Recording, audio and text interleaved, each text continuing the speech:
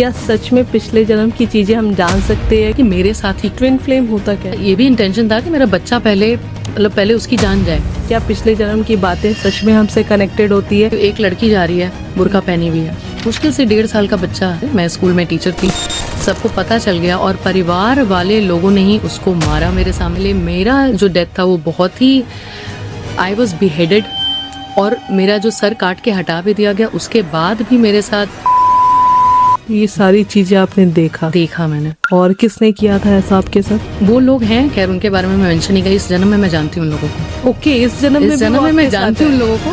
फिर हम लोग उनके पास लाइफ में गए तो देखा कि शी वॉज गैंग रेप।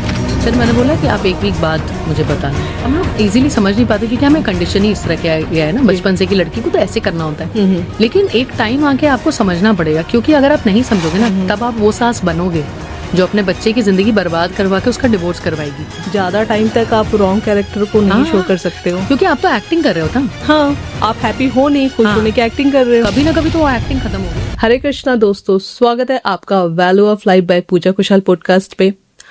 आज हम लोग बात करने वाले हैं, थोड़ा ज्यादा ही इंटरेस्टिंग टॉपिक है, पास्ट लाइफ रिग्रेशन के बारे में। क्या सच में पिछले जन्म की चीजें हम जान सकते हैं? क्या पिछले जन्म की बातें सच में हमसे कनेक्टेड होती है? तो ये कैसे वर्क करती है और कैसे इन सब चीजों से अपने पास्ट लाइफ को हील करके प्रेजेंट लाइफ में आगे बढ़ा जा सकता है? पूर्णिमा जी, आपका बहुत बहुत स्वागत है हमारे स्टूडियो में। Thank you so much Pooja ji for calling me here. मुझे बहुत अच्छा लगेगा कि इस बारे में मैं आपसे बात कर सकूं और बाकी लोगों को भी बता। मैं भी काफी एक्साइटेड हूँ इसके बारे में बात करने के लिए, क्योंकि मेरे लिए भी बिल्कुल ये नया टॉपिक है एक्चुअली, ये कैसे वर्क करता है। तो चलिए इसको आगे बढ़ाते हैं। तो ओके अरुणिमा जी, आपकी पास्ट लाइफ रिग्रेशन की जर्नी स्टार्ट कैसे हुई और ये एक्चुअली होता क्या है, थोड़ा इसके बारे में बताएं। तो पूजा, एक्चुअली मैंने ना बचपन से पढ़ा था इस बारे में। डॉक्टर ब्रायन वेस का नाम शायद आपने भी सुना होगा। तो मैंने बचपन में पढ़ा था, तो मुझे काफी इंटरेस्ट था। कट टू कट 20 साल बाद क्या हुआ कि जो पास्ट लाइफ रिग्रेशन, जब पास्ट लाइव्स आप देखना शुरू करते हैं, ये ऑलमोस्ट हमेशा ऐसे ही सिचुएशन में होता है जब आप अवेकन करने वाले पोजीशन में आते हैं। अवेकन जैसे गौतम बुद्ध को भी पहले पास्ट लाइफ सारे दिखे थे, तभी वो अवेकन हुए थे। और ये जो अवेकनिंग वाला फेज आता है वो तब आता है जब आपकी लाइफ में बहुत डिससेटिस्फैक्शन होता है। जैसे कोई बहुत अपना आपका जिनका डेथ हो गया हो, या फिर डिवोर्स का सिचुएशन, या एक्सट्रीमली मतलब बहुत ज्यादा फाइनेंशियल प्रॉब्लम्स, कुछ ना कुछ प्रॉब्लम्स में आप चल रहे हो। हाँ, तो आपको दुनिया से थोड़ा दूर किया जाता है ऐसे सिचुएशन में, ताकि आप ये डिस्कवर कर सकें कि एक्चुअली लाइफ है क्या और कहाँ गलतियां हो रही हैं। मोस्टली लोगों की लाइफ में ये तब होता है जब वो ये सवाल पूछते हैं कि मेरे साथ ही क्यों। सबका ये सवाल होता है कि मेरे साथ ही ऐसा क्यों हो रहा है। राइट। तो मेरी शादी को 7 साल निकल चुके थे और मतलब जैसे कि मैक्सिमम औरतों के साथ सिचुएशन, आई एम श्योर कि औरतों को हमेशा ही थोड़ा कॉम्प्रोमाइज करके तो लाइफ जीना ही पड़ता है शादी में। आई थिंक बहुत ज्यादा कॉम्प्रोमाइज करना पड़ता है। और औरतें तब तक कॉम्प्रोमाइज करती हैं जब तक वो कॉम्प्रोमाइज उन तक हो। जैसे बच्चों पर आने लगती है फिर वो उठ खड़ी होती हैं। तो एक ऐसा ही सिचुएशन मेरे लाइफ में भी स्टार्ट हुआ, जिस समय आई थिंक इस चीज की बिगिनिंग हुई थी। थोड़े बहुत फ्लैशेस आते थे मुझे, कुछ चीजें दिखाई देती थी, समझ नहीं आता था। मुझे लगता दिखाई देती थी, एक सीन मुझे दिखाई देता था कि एक लड़की जा रही है, बुर्का पहनी हुई है, और उसके सामने कुछ लोग किसी को मार रहे हैं, बारिश हो रही है। मुझे लगता था कि शायद मैंने किसी फिल्म में देखा होगा ये चीजें, मुझे कोई सपना देखा होगा कुछ। हाँ, मुझे लगा कि कहीं तो मैंने देखा है ये चीज। तो आई डिडंट क्वेश्चन, मैंने एकदम बिल्कुल भी सवाल नहीं किया। मेरे को लगा कि कोई होगा जो मैंने देखा है कभी। मुझे याद है कि 11-12 साल की भी उम्र में ये 1-2 बार आते थे मेरे को फ्लैशेस। ओके। तो बच्चा कैसा होता है कि बच्चे को लगता है कि जरूर कहीं देखा है, छोड़ो। हाँ। उसके बाद जब कोविड स्टार्ट हुआ, कोविड के टाइम में आई एम श्योर कि बहुत लोगों को बहुत कुछ सीखने का भी मौका मिला, बहुत सारे प्रॉब्लम्स बढ़ गए। तो उस समय जब मैंने सब सारे काम एक साथ संभाले, सिंगल मदर मैं बन चुकी थी उस समय, 2 बच्चों के साथ अकेले। हम लोग उस समय देहरादून में थे, मैं स्कूल में टीचर थी।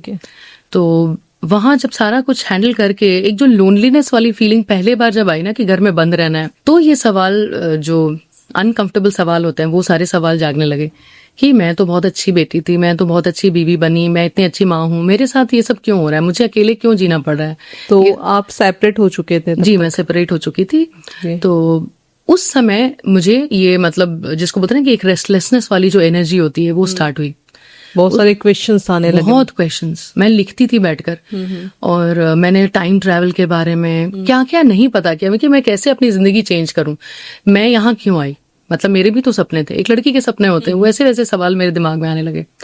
उसके 1 साल बाद मैं किसी ऐसे इंसान से मिली जो मेरा ट्विन फ्लेम था। ट्विन फ्लेम का कॉन्सेप्ट ये होता है कि वो आपके सोल का दूसरा हाफ होता है जी। तो जब मैं उससे मिली तो ना तो मुझे पता था ट्विन फ्लेम्स क्या होते हैं, मैंने कभी सुना भी नहीं था, और ब्रायन वेस की बुक्स में सोलमेट कुछ पढ़ा था। ये कोविड के टाइम में आप मिले? ये कोविड, हाँ, ये सेकेंड वेव कोविड के टाइम में, फिर 1 साल बाद। और उसके कुछ महीने बाद मुझे ऐसा लगा कि मैं जैसी थी मैं वैसी नहीं रह गई, चीजें चेंज करने लगी। एक तो मैं ऑलरेडी हीलिंग में आ चुकी थी, रेकी हीलिंग, एंजल हीलिंग, चक्रा बैलेंसिंग, टैरो कार्ड रीडिंग, ये सब मैं करने लगी थी ऑलरेडी। और फिर मुझे ऐसा लगा कि कुछ कनेक्शन है। ओके, तो ट्विन फ्लेम होता क्या है? तो जैसे आपकी लाइफ में 3 तरह के कनेक्शंस होते हैं, कार्मिक, सोलमेट और ट्विन फ्लेम्स। तो मैं पहले ट्विन फ्लेम्स के बारे में बताती हूँ आपको। ट्विन फ्लेम वो सोल होते हैं जो, जैसे हम लोग सब यहाँ पर कुछ सीखने आए हैं, Okay. वो एक सर्टेन जर्नी कवर करने के बाद वो सोल डिसाइड करती है कि अब जब मैं मास्टर सोल बन चुका हूँ, जैसे 10th क्लास आपने पास कर लिया है ना, तो वैसे टाइप के लेवल पर जब वो सोल पहुंच जाती है तो वो डिसाइड करती है कि अब मैं 2 लाइफ्स जीऊंगी एक साथ, एक मैस्कुलिन बन के, एक फेमिनिन बन के, शिव और शक्ति। जैसे आप शिव और शक्ति को जानते होंगे ना, कि एक मैस्कुलिन पावर होती है, हर सोल के अंदर ये दोनों कॉम्पोनेंट्स होते हैं, मैस्कुलिन और फेमिनिन, जैसे राधा और कृष्ण। तो उसके बाद वो 2 लाइफ्स जीते रहते हैं, अलग अलग जिंदगियां जी रहे हैं, और फिर फाइनली किसी कुछ जन्म में मिलते भी रहते हैं एक दूसरे को स्पिरिचुअली अवेकन करने के लिए, कि देखो तुम इसलिए आए हो इस जन्म में ये काम करने के लिए। ओके। तो वैसे ही सिचुएशन में मैं भी अपने ट्विन फ्लेम से मिली, और बहुत सारे चेंजेस, इतने चेंजेस मेरे अंदर आए, इवन फिजिकल चेंजेस। बहुत दिन से मैं वेट लूज करने की कोशिश करी थी, लेकिन उस इंसान से मिलने के बाद 3 महीने के अंदर मेरे 15 kg वेट लॉस हो गए। ओके। सब कुछ जो नहीं वर्क करा था पहले, वो वर्क करना शुरू हो गया। मेरी इंट्यूशन पावर बहुत हाई होगी, मेरा मेडिटेशन बहुत डेप्थ में जाने लगा, और इसके 7-8 महीने बाद मुझे क्लियर कट पास्ट लाइफ्स दिखने लगे। मतलब मैं मेडिटेशन में बैठी हूँ और मैं एक्सपीरियंस कर रही हूँ कि ये हो रहा है, फिर वो हो रहा है, फिर वो हो रहा है, ऐसा कुछ। तो उस समय भी ट्विन फ्लेम का वर्ड मैंने सुना नहीं था, मैंने बहुत रिसर्च किया। अब बात ये थी कि रिसर्च करने पर आपको हमेशा सही इंसान मिल नहीं जाता है, कोई सही मेंटोर तुरंत मिल जाए ऐसे मतलब होता नहीं है। मेडिटेशन करती तो आपको पास्ट लाइफ, मतलब प्रीवियस जो जन्म है, पूर्व जन्म, वो देखते थे? बिल्कुल, पिछले जन्म की चीजें हो रही हैं मेरे सामने। एक चीज जो उस समय खुली थी बहुत क्लियर कट, कि मुझे पानी से बहुत डर लगता था, अंधेरे से, पानी से बहुत डर लगता था। एक जन्म में मैंने देखा कि मेरी शादी मेरे ट्विन फ्लेम से हुई थी, और एक बच्चा था मेरा, जो इस जन्म में मेरा छोटा बेटा है। और कुछ ऐसा हुआ कि वो गांव में वो फार्मर था मेरा ट्विन फ्लेम, ठीक है, वो किसान था, और मैं बहुत ही, हम लोग एकदम, इसको बोलते हैं ना कि एकदम सिंपल सी लाइफ बहुत खुशी से जी रहे थे। उसकी दुश्मनी किसी और से थी, क्योंकि कोई ऐसा था जो हमारी खुशी भरी जिंदगी नहीं देखना चाह रहा था, जिसने उसका कत्ल कर दिया। और ये मुझे जब तक गांव वालों से पता चला, मुझे लगा कि अब मेरी लाइफ अनसेफ है, क्योंकि हमारे कोई और रिलेटिव्स थे नहीं। मैंने अपने बच्चे को उठाया गोद में, दूसरे हाथ में शिवलिंग को उठाया जो हमारे घर में ही था, क्योंकि मैं शिव भक्त उस जन्म में भी थी। और मोस्ट अनफॉर्चुनेटली मैं उन दोनों को लेकर कुएं में जाकर कूद गई। कुएं में कूद गई, जब मैं कूद गई और अपने बच्चे की आवाज सुनने लगी, अभी भी मतलब रोंगटे खड़े हो जाते हैं वो सीन याद करके, जबकि 2-3 साल हो गए इस चीज को देखे हुए। तो सबसे पहले मैंने एक्सपीरियंस किया कि मैंने अपने बच्चे को क्या दिया है पानी में कूद के। और मेरा ये भी इंटेंशन था कि मेरा बच्चा पहले उसकी जान जाए, क्योंकि ऐसा ना हो कि मैं मर जाऊं और उसके साथ लोग बुरा करें। मुश्किल से 1.5 साल का बच्चा, लड़का ही था, लेकिन मुझे था कि अगर ये रह गया तो इसका क्या होगा। फिर उसके मरने के बाद मैं बहुत, जिसको बोलते ना, अगले दिन सुबह को मैं मरी, लोगों की आवाज सुनते हुए। और ओके, तो अगले दिन सुबह आप रात में कुएं में जंप कर रहे हो? रात भर में, मतलब आधे, मतलब जिसको बोलते हैं कि हाफ कॉन्शियस स्टेट में मैं एक्सपीरियंस कर रही हूँ कि अब मेरे बॉडी में क्या क्या हो रहा है, और वो जो अंधेरा है और वो जो पानी है वो कहाँ कहाँ जा रहा है। इतना इंटेंस एक्सपीरियंस था वो। और मतलब अभी भी मैं जब याद करती हूँ तो आज भी मैं उससे शायद उभर नहीं पाई हूँ। लेकिन ये हुआ कि उसके बाद मैंने पहले बार स्विमिंग ट्राई किया, उसके 6 महीने बाद, और अब मुझे अंधेरे से बिल्कुल डर नहीं लगता। तो उस जन्म में आपके कुएं में जंप करने की वजह से डेथ हुई थी, आपने सुसाइड किया था, ये आपको दिखा, Yes. और आपको ये पता चल रहा है कि वही बेटा आपका इस जन्म में छोटा बेटा है, तो ये कैसे समझ में आया? ये एक्चुअली जब हम पास्ट लाइफ रिग्रेशन में ले जाते हैं तो आपका सोल एकदम एक नोइंग स्टेट बोलते हैं कि आपके सोल को हमेशा पता होता है। जैसे आप किसी से मिलोगे तो आपको हमेशा पता होगा कि एक कहीं ना कहीं अंदर से आपको ये आवाज आएगी कि ये इंसान आपके लिए कैसा इंटेंशन रखता है। कुछ लोगों से आप मिलकर आप सोचते होंगे कि अरे ये तो बिल्कुल फ्रेंडली इंसान है, आप तुरंत ही आपकी दोस्ती हो जाती है। कुछ लोग ऐसे हैं कि आप जानते ही नहीं कि क्यों आप उनको इतना नफरत कर रहे हो, पहले बार दूसरे बार ही में, तो आपको सोल हमेशा गाइड करते रहता है। तो ये जब आप रिग्रेशन में जाते हो ना, तो माइंड बिल्कुल, जिसको बोलते हैं कि मेडिटेशन का भी डीपेस्ट लेवल होता है हिप्नोसिस। ओके। तो हिप्नोसिस के स्टेट में आप आइडेंटिफाई कर सकते हो सोल को कि ये मेरा इस जन्म में ये है, और बहुत क्लियर कट चेहरा अलग होगा, जो भी है, जेंडर भी अलग हो सकता है, फेस अलग हो जाता फेस भी अलग होता है। ओके। कहते हैं कि सोल ना कभी जन्म लेता है ना कभी मरता है, तो ये बात कहाँ तक सही है? ये बिल्कुल सच है, क्योंकि हम लोग बस अपने लेसन्स के हिसाब से लाइफ टाइम्स चूज करते हैं कि चलो मुझे इस लाइफ टाइम में मुझे सॉलिट्यूड सीखना है। जैसे इस लाइफ टाइम में मैंने सॉलिट्यूड सीखा कि अकेले रह के भी मैं कैसे खुश रह सकती हूँ, क्या क्या कर सकती हूँ। मुझे जरूरत नहीं है कि एक पार्टनर होगा तभी मैं वैलिडेटेड फील करूंगी। तो ये लेसन्स लेकर जो आपका सोल है वही लाइफ डिजाइन करके आपको भेजता है कि इस बॉडी में ऐसा बॉडी लेकर आपको जाना है। बॉडी फीचर्स ये सारे कुछ मतलब सोल के डिसीजंस होते हैं। ओके। तो यही जब मैंने आइडेंटिफाई किया, ये इस तरह की चीजें जब होने लगी ना, तो तब मुझे समझ में आया, तब मैंने बहुत रिसर्च किया, तब पता चला कि ये ट्विन फ्लेम कुछ होता है। ओके। तो आपके कितने जन्म हो चुके हैं ये भी पता चलता है इसमें? ये फिर मैंने जब सीखा रिग्रेशन तो अपने मेंटोर्स के थ्रू करवाया। फिर मैंने अपना प्रॉपर रिग्रेशन, जिसको बोलते हैं बहुत लाइफ टाइम्स देखी, तो उसमें 9700 कुछ लाइफ टाइम्स थी। 9700। तो इसमें टोटल मनुष्य रूप में मनुष्य रूप में ही 9000, क्योंकि पैरेलल लाइफ्स का भी कॉन्सेप्ट होता है जो अभी नॉर्मली लोग समझ नहीं पाते हैं। पैरेलल लाइफ्स भी होता है कि मतलब हम कैसे सोचते हैं, हम लोग सोचते हैं कि एक अर्थ है, इसी पर लाइफ है, इसी में पैदा हो रहा है। हम लोग टाइम को बहुत ही लिनियर समझते हैं। फिजिक्स ने जैसा प्रूव कर रखा है, इनफैक्ट भगवत गीता में भी बोलते हैं टाइम कुछ नहीं होता, टाइम बस आपके माइंड को समझने के लिए टाइम चाहिए। तो फिजिक्स के हिसाब से जैसे आज मैं आपसे बात कर रही हूँ, आज ही मैं पैदा भी हुई हूँ, आज ही मैं मर भी रही हूँ, सब कुछ अभी हो रहा है और आपके हाथ में डिसीजन चेंज करने का भी। तो ये होता है। तो इसीलिए 9700 जब मैंने ये नंबर सुना अपने रिग्रेशन में, तो फिर मैंने बाद में अपने मेंटोर से पूछा कि ये क्या मतलब है इसका, ये इतने सारे लाइफ टाइम्स कैसे होंगे, वो भी इंसान के जैसा। तब उन्होंने ये कॉन्सेप्ट समझाया। फिर मैंने बहुत सारी किताबें भी पढ़ी। तो ये होता है कि मतलब माइंड के लिए हम लोगों ने इंसानों का बनाया हुआ है ना टाइम, लेकिन ये अगर आप स्पिरिचुअल लेवल पर जाओ तो टाइम कुछ नहीं होता है। फिर भी ये मुझे थोड़ा सा ये कॉन्सेप्ट क्लियर नहीं हुआ कि 9700 टाइम्स आपने जन्म लिया फिर आपकी मृत्यु हुई, ये बात तो मतलब नंबरिंग में सही है ना? बिल्कुल बिल्कुल। ओके। राइट। तो इसमें आपने कितने जन्म देखे अपने? मैंने अभी तक मेरे ख्याल से 9 या 10 जन्म देखे हैं, जिसको बोलते हैं कि क्लियर कट। ओके। अभी उसके बियॉन्ड अभी हिम्मत तो नहीं है, लेकिन यही है ना कि आपका चॉइस नहीं है।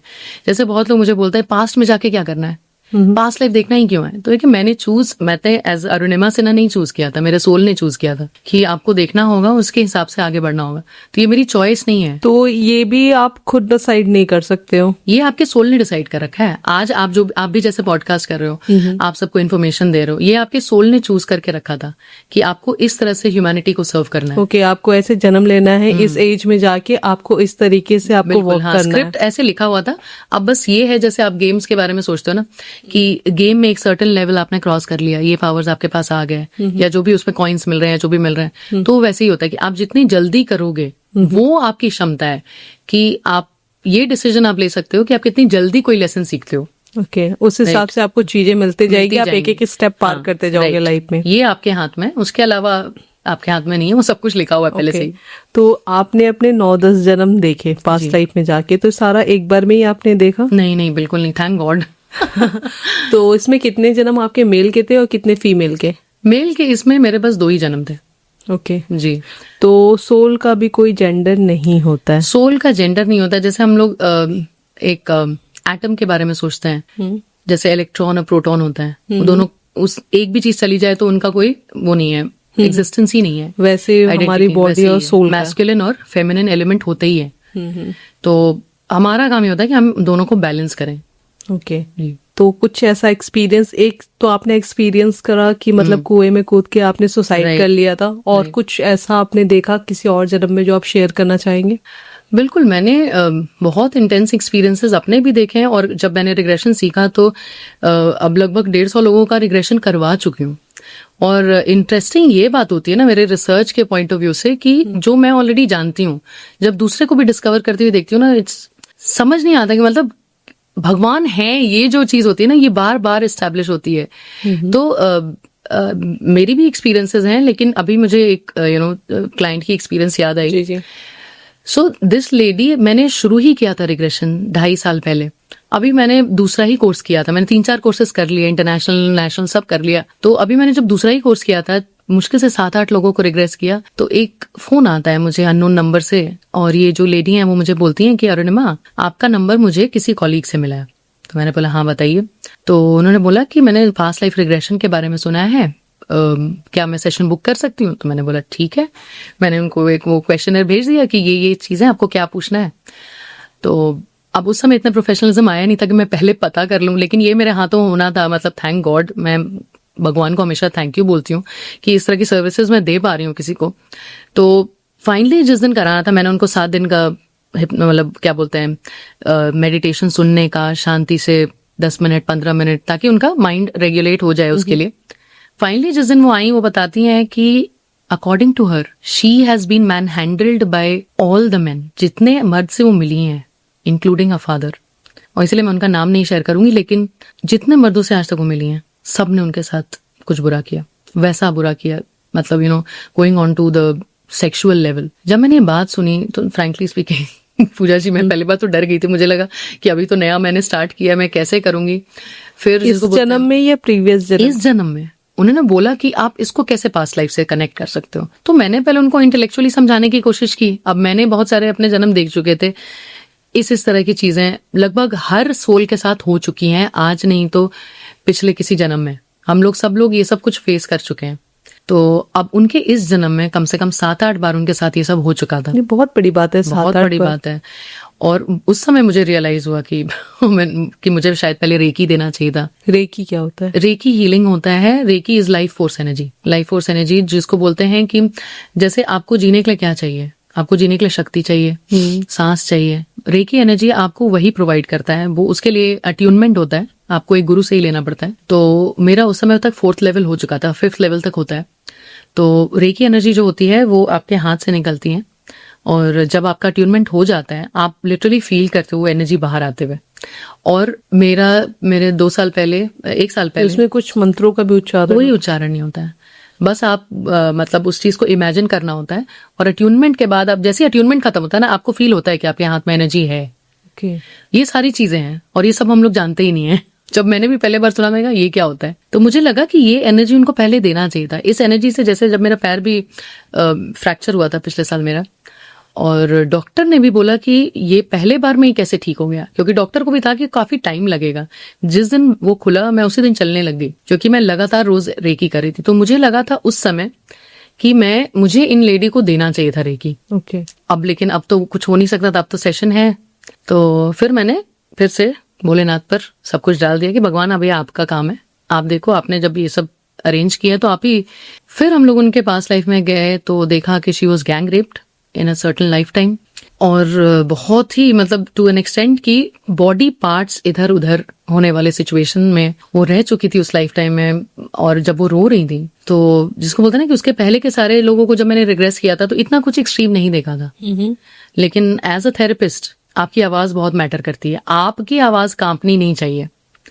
तो मैं तो बस रुद्राक्ष में बस मनी मन ओम नमः शिवाय चैंट कर रही थी, और उनको हीलिंग भेज रही थी। फिर उन्होंने बहुत कुछ देखा, बहुत क्लेंस किया हम लोगों ने हीलिंग के थ्रू। जब खत्म हुआ, 4-5 घंटे का सेशन लगा। 3 घंटे में जनरली हो जाता है, 4-5 घंटे लग गए, मतलब दोपहर से शाम पूरा। फिर पहली बात जो उन्होंने बोली कि उन्होंने बोला मुझे बहुत रिग्रेट है कि मैंने ये करवाया। पहली बात उन्होंने ये बोला, और मुझे लगा कि अब क्या करूं। मुझे लगा मैं शायद पैसे वापस कर दूं अगर नहीं है कुछ। फिर मैंने बोला कि आप 1 वीक बाद मुझे बताना। 1 वीक बाद उनकी पूरी एनर्जी ही बदल गई। She was filled with gratitude, एकदम थैंक यू अरुणिमा बोलते हुए नहीं थक रही हैं। बोले कि मुझे पता ही नहीं था कि ये इतनी आसानी से हो सकता है, क्योंकि जब वो गई उस एक्सपीरियंस में, ऑब्वियस ही बात है ना, आप उस एक्सपीरियंस को एज अ वीडियो देख रहे हो कि आपके साथ ये सब कुछ हो रहा है, किसको अच्छा लग सकता है। तो इसमें ऐसा होता है कि एक बंदा जिसे रिग्रेशन कराना है उसकी आईज क्लोज रहती होगी, जी बिल्कुल, और उसमें उसे प्रीवियस जन्म के सारी चीजें एक वीडियो की तरह उसके माइंड में प्ले इसमें क्या होता है कि आपको 1 घंटा हिप्नोसिस में लेटना पड़ता है, ठीक है। तो हिप्नोसिस क्या होता है, हमारे ब्रेन की वेव्स होती हैं, फ्रीक्वेंसीज होती हैं। एक है जैसे अभी हम लोग बात कर रहे हैं जी, ये हम लोग जागृत अवस्था में। दूसरा होता है कि एक्सट्रीमली सोए हुए हालत में तो हम लोग कुछ सुनाई भी नहीं दे रहा है, उसके बीच में बहुत सारे लेवल्स होते हैं। एक लेवल होता है अल्फा।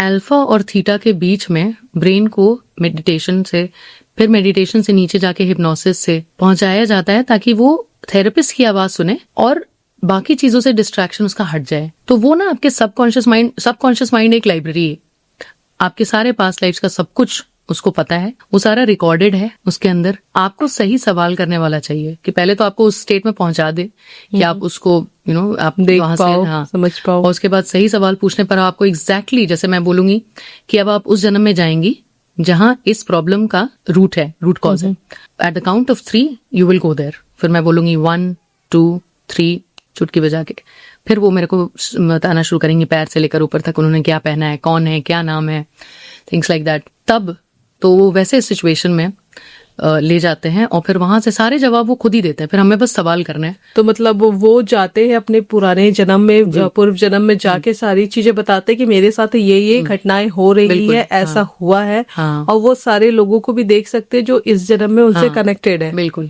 और जो प्रॉब्लम पिछले जन्म की वजह से जो प्रॉब्लम इस जन्म में हो रही है, तो क्या ऐसा पॉसिबल है कि अगर पिछले जन्म में किसी की पानी से डेथ हुई है तो उसे पानी से डर लगता हो? बिल्कुल।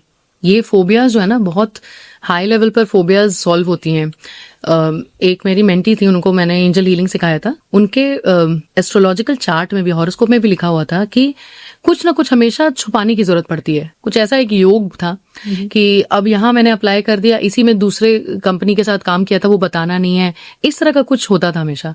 उनको बताया गया था कि 40 साल की उम्र तक ये चलेगा। गेस व्हाट, 40 साल की उम्र में वो मेरे से पास्ट लाइफ रिग्रेशन करवाती हैं। और 16th सेंचुरी में वो कहीं पर किसी आर्मी में फाइट कर रही थी, सारे साथी उनके मारे जा चुके थे, और एक छोटे से केव में वो छुप के वेट कर रही थी कि उनको बाकी एनिमीज जो हैं वो डिस्कवर ना कर ले। वो जो कुछ सेकंड का जो इमोशन था ना उनका, इंटेंस फियर, एकदम डरी हुई कि मुझे भी खोज लेंगे, मैं भी मर जाऊंगी, अब कोई नहीं हमारे पास, और ये सब वो जो सिचुएशन था ना, वो आपका कर्म बन के आ जाता है किसी जन्म में, आपके प्रारब्ध में। आपको हमेशा डर लगेगा, चीजें आप छुपाओगे, वो आपका पैटर्न बन जाएगा। तो ये सारी चीजें फिर हीलिंग के थ्रू ठीक हो जाती है। हीलिंग के थ्रू ठीक होती है। एक्चुअली सबकॉन्शियस माइंड जो होता है, सबकॉन्शियस माइंड को टाइम नहीं समझ में आता है।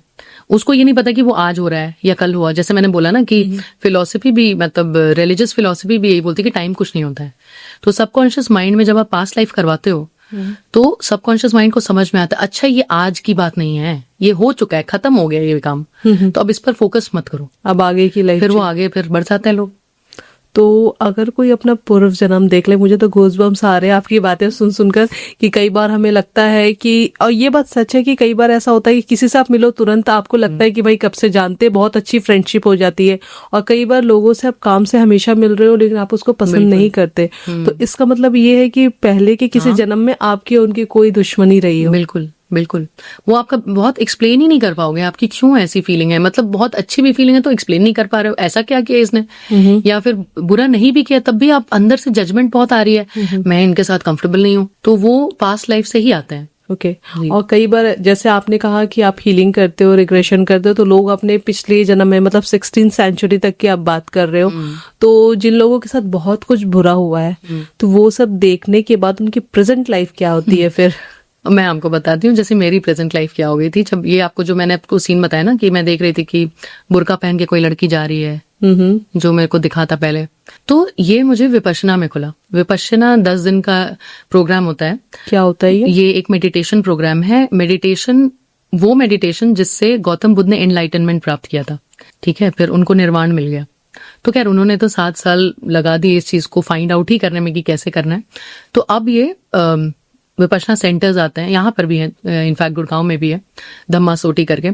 तो ये सारे जो हैं 10 दिन आपको वहां जाना है, आपको अपना फोन दे देना है। ओके। किसी से बात नहीं कर सकते आप। 10 दिन बिल्कुल चुप और किसी को बिल्कुल देखना चुप, भी नहीं मतलब मौन व्रत 10 दिन। मौन व्रत, आपके आसपास जो लोग हैं उनको आप देखना भी नहीं है, आपको नीचे देख के चलना है, और 10-10 घंटे मेडिटेशन होती है। Okay. तो इट्स थोड़ा नहीं, मतलब काफी डिफिकल्ट प्रोसेस है, लेकिन ये तो 10-10 घंटे मेडिटेशन कंटिन्यू? नहीं, कंटिन्यूस नहीं होती। जैसे आपको 4 बजे उठाया गया, 4 बजे बेल रिंग हो गई, सब लोग उठ गए, 4:30 में आपको धम्मा हॉल में रहना है।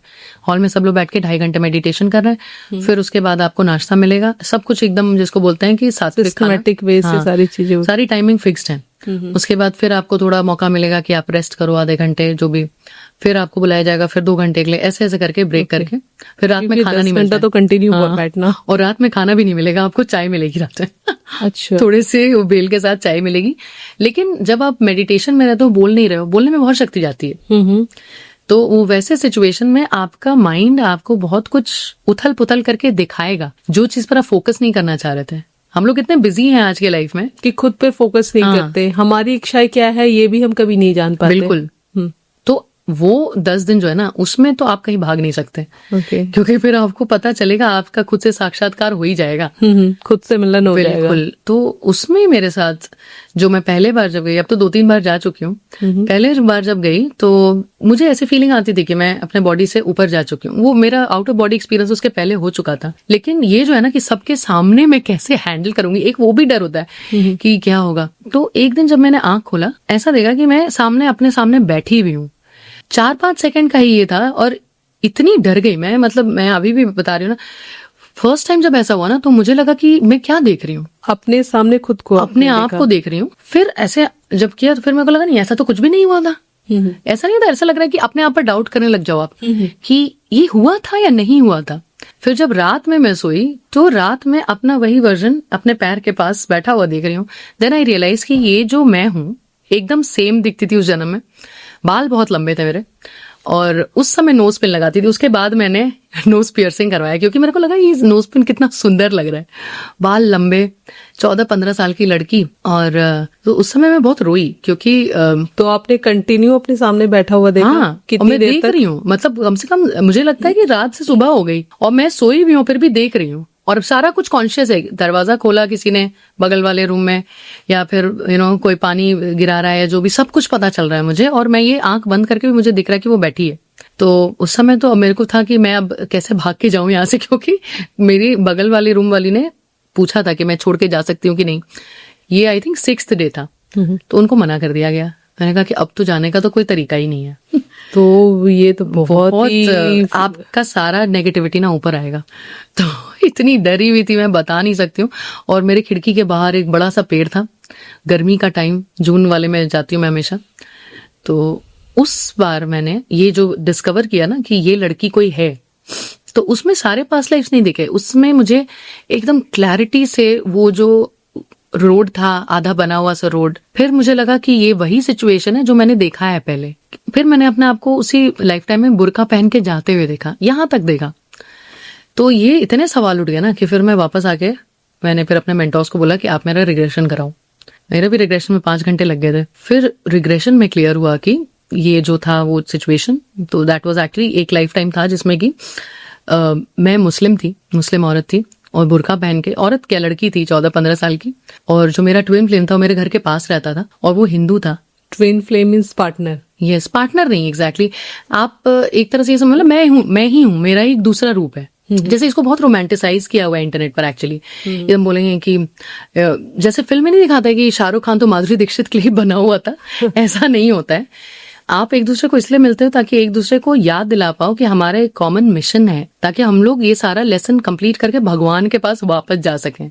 इसको बहुत रोमांटिसाइज किया गया है, इसके बहुत स्पिरिचुअल रीजंस होते हैं। तो हर जन्म, चलो आप पहले कंप्लीट करो, फिर मेरे क्वेश्चन से मैं करूंगी। हाँ, नहीं तो फिर मैंने वही देखा उस लाइफ टाइम में कि उस लाइफ टाइम में I faced a similar consequence, क्योंकि हमारे बारे में लोगों को पता चल गया। मैं इनफैक्ट पूरी इन्वॉल्व भी नहीं थी, लेकिन सबको पता चल गया, और परिवार वाले लोगों ने ही उसको मारा मेरे सामने। उसके परिवार वाले, और या उसके जो जिसको बोलते हैं कि हिंदू मुस्लिम, ये जो एक राइट पूरा हुआ, उसके पहले मेरा जो डेथ था वो बहुत ही, आई वॉज बिहेडेड, और मेरा जो सर काट के हटा भी दिया गया। उसके बाद भी मेरे साथ मुझे मैन हैंडल किया गया, मेरे डेड बॉडी को। तो ये सब जो यादें थी ना, मैं आपको बताऊं, अगले 3 महीने ये सारी चीजें आपने देखा मैंने। और किसने किया था ऐसा आपके साथ? वो लोग हैं, खैर उनके बारे में मैं मेंशन नहीं करी। इस जन्म में मैं जानती हूँ उन लोगों को। ओके, इस जन्म में मैं जानती हूँ उन लोगों को, और आई एम वेरी फॉर्चुनेट कि वो रिश्ता खत्म हो गया, जिसको बोलते हैं कि हो गया, 20 साल हो गया उस रिश्ते को खत्म हुए हुए,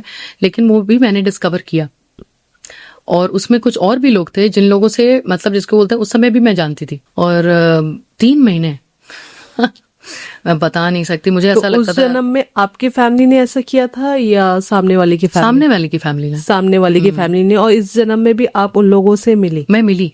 ओके।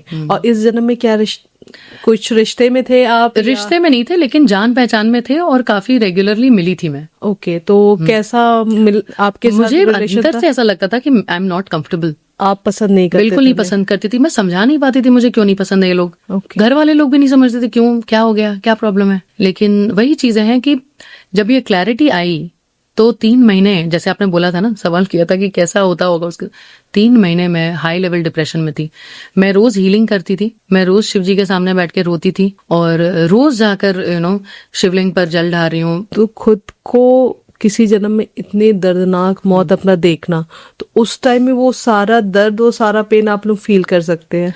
2 तरीका होता है। एक तो ये होता है कि आप पूरे ही फिजिकल एक्सपीरियंस करें, दूसरा कि आप उसको वीडियो फॉर्म में देखें। अगर फिजिकल एक्सपीरियंस आप करोगे तो दर्द भी आपको नहीं, होगा। उसको फिर आपको फिजिकली एक ऐसे गुरु के साथ बैठना पड़ेगा। तो इट्स बेटर कि आप उसको वीडियो फॉर्म में देखें। तो वीडियो फॉर्म में भी तो आप जान रहे हो ना कि मैं हूँ। कम से कम बॉडी पर वो एक्सपीरियंसेस नहीं हो रही हैं, नहीं माइंड पे हो रहे हैं। राइट। तो इस चीज का एक बार फिर जब ये देख लिया था, तो एक बार मेडिटेशन में मुझे ऐसे एक्सपीरियंस हुआ जैसे कि यहाँ से कपड़ा हटाया जा रहा है। तो फिर मैंने जिसको बोलते हैं कि फिर 40 दिन का सुंदरकांड पाठ के, मैं कहा मैं फिजिकली नहीं एक्सपीरियंस करना चाहती फिर से इस चीज को, क्योंकि ब्रेन को भी आपको बताना पड़ता है कि कितने लेवल तक मैं इस चीज को, तो वो उस नॉलेज ने मुझे बहुत चेंज किया। क्योंकि मतलब आपको कपड़ा हटाया जा रहा है, ये आपको रियल में इस जन्म में फील एक्सपीरियंस होने लगा एक दिन मेडिटेशन में। वो तो मैं देख रही हूँ ऐसे, जैसे आप फिल्म देख रहे हो, तो मैं फिल्म की तरह देख रही हूँ कि सामने में ऐसा ऐसा हो रहा है, और मैं बाहर से ही देख रही हूँ, क्योंकि मैं एज अ सोल देख रही हूँ ना कि वो जो बॉडी है वो मेरी बॉडी है, उसके अंदर मेरा सोल है, ये मेरा ट्विन फ्लेम है, ये है, ये वो है, वैसी टाइप की चीज। उस ट्विन फ्लेम से आप इस जन्म में भी मिले? हाँ, इस जन्म में भी मिली। ओके। लेकिन ट्विन फ्लेम को कोई पास्ट लाइफ याद नहीं है। यही रोल ही होता है, एक्चुअली रोल यही होता है कि जो मैस्कुलिन पार्ट होता है। आपने उन्हें बताया? हाँ, मैंने बताया। मैंने बता दिया। तो उनका मतलब क्या रिएक्शन था? उनका था कि पास्ट में कभी फोकस नहीं करना चाहिए। ये चीजें लोगों को ट्रस्ट भी नहीं होता है। सीरियसली, आप जब तक खुद नहीं देखोगे आप क्यों भरोसा करोगे? सही बात है। हाँ, तो 3-4 साल हो गए मेरे उनसे बात हुए हुए, और उस समय बहुत पेनफुल था। आप पूछोगे अगर सच बात बताऊं तो उस समय बहुत पेनफुल था मेरे लिए ये सोचना कि जब आपको पता चला कि ये ट्विन फ्लेम है, तो आपका कुछ फीलिंग्स, कुछ ऐसा अट्रैक्शन पॉइंट था? बिल्कुल। और यही तो मैं आपको बता रही थी कि एक्चुअली मैं बचपन से जैसे ही बड़ी हुई ना, तो जिसको पता कि अगर माँ बाप बोले दिन तो दिन, रात तो रात, ठीक है, कॉलेज की टॉपर, यूनिवर्सिटी की टॉपर, ऐसे एकदम बेस्ट कॉलेज में पढ़ने वाली लीडर, लेकिन माँ बाप ने बोला जहां शादी करना है वहां करो, एकदम जिसको बोलते हैं कि सब अच्छी लड़की, गुड गर्ल। और गुड गर्ल होने के बाद जब मेरे को पहले बार, जिसको बोलते सच में पहले बार, मैंने अट्रैक्शन क्या होता है और प्यार क्या होता है, लोग बोलते हैं ना कि प्यार क्या होता है, तो प्यार क्या होता है ना, कितना पेनफुल हो सकता है, वो एक्सपीरियंस किया मैंने। लेकिन उसके बाद सबसे बड़ी जो मेरी, आई एम वेरी थैंकफुल कि वो पेन आया, क्योंकि उसके बाद मुझे डिस्कवर हुआ कि सबसे बड़ा प्यार बस आपको भगवान कर सकते हैं, और कोई नहीं, आप भी नहीं। बिल्कुल। तो इसीलिए ये स्पिरिचुअल जर्नी, इसका बिना मतलब का लोग बनाए हुए हैं। शादी हो चुकी है? नहीं, शादी नहीं हुई है, लेकिन अब हमारे कोई शादी का मतलब ऐसा कोई सीन भी नहीं है। क्योंकि उस समय मैं, जिसको बोलते हैं ना मोह और प्रेम, यही फर्क होता है। उस समय मैं मोह में थी, मुझे भगवान के रास्ते वापस आना था। तो 1.5-2 साल लग गए इस बहुत पेनफुल प्रोसेस में, क्योंकि रोल ही यही होता है मैस्कुलिन का कि उसको पहले जगा दो और आप सीन से गायब हो जाओ। बिल्कुल बात बंद, हर जगह ब्लॉक कर दो, इस तरह की सिचुएशंस। तो उस समय मुझे लगता था कि ऐसा क्यों। तो जब बहुत ज्यादा इंसान पेन में आता है तो मोह को त्याग के ईश्वर के रास्ते पे चलता है। बिल्कुल। उस समय मुझे ऐसा लगता था मेरे तो 2 बच्चे हैं और मुझे अकेले सब कुछ हैंडल करना था। तो मैं सुबह उठती थी, 1-2 दिन ऐसा भी हुआ कि शायद मैंने खाना नहीं खाया, ऐसी वाली जो था कि बिलीव करना कि सुबह उठती थी, मेड आती थी, खाना बनाकर चली गई, बच्चे खाना खा रहे हैं, नहीं खा रहे हैं। रात में बस ये देखती थी कि खाना बचा हुआ है या फिर खा लिया बच्चों ने, इससे ज्यादा सेंस नहीं था, क्योंकि मैं खुद खा रही हूँ कि नहीं इसका सेंस नहीं था मुझे, और ये बहुत ही पेनफुल जर्नी था। लेकिन आज अगर मैं अपने बारे में बताऊं तो थैंक्स टू गॉड कि ये चीज हुई, क्योंकि उसके साथ ये जो बड़ा सा पेन निकला ना, उसके साथ जो जितने सेल्फ डाउट थे, सेल्फ जजमेंट कि मैं ऐसी नहीं हूं, मैं अच्छी नहीं दिखती, मैं ये नहीं होता, मैं वो नहीं कर सकती, वो सारा निकल के बाहर चला गया, सारी नेगेटिविटी निकल गई। उसके बाद मैंने बुक्स लिखे, उसके बाद मैंने टेडेक्स पे बोला, उसके बाद जिसको बोलते हैं ये हीलिंग, जो उसको बोलते हैं कि बहुत अच्छे लेवल पर मैंने औरतों को देना स्टार्ट किया। अगर ये नहीं होता ना तो मैं अभी वहीं कहीं छोटी सी दुनिया में रह रही होती मैं। अच्छा, मेडिटेशन तो लोग कहते हैं करना बहुत अच्छा होता है, लेकिन पास्ट लाइफ में जाना, पहली बात तो ये है कि जल्दी कोई इस पे विश्वास नहीं करता है कि पास्ट को लोग बोलते हैं कि छोड़ो, प्रेजेंट में जीना है, पास्ट में नहीं जीना है। तो माइंड में क्या आता है लोगों के जो पास्ट लाइफ रिग्रेशन कराना चाहते हैं, और कैसे उनकी हिम्मत होती है, क्या उस टाइम में उनके माइंड में होता है? राइट, देखिए ये एक्चुअली बात है ना, आपकी जर्नी पर डिपेंड करता है। जैसे विश्वास है नहीं विश्वास है, आप कुछ लोगों को देखेंगे वो इतने ज्यादा लॉजिकल होंगे, पास्ट लाइफ क्या होता है, मतलब आप ऐसी ऐसी आपको बातें बोल देंगे कि अभी इस लाइफ का तो याद ही नहीं है मुझे, बचपन का पास्ट लाइफ कैसे याद आएगा।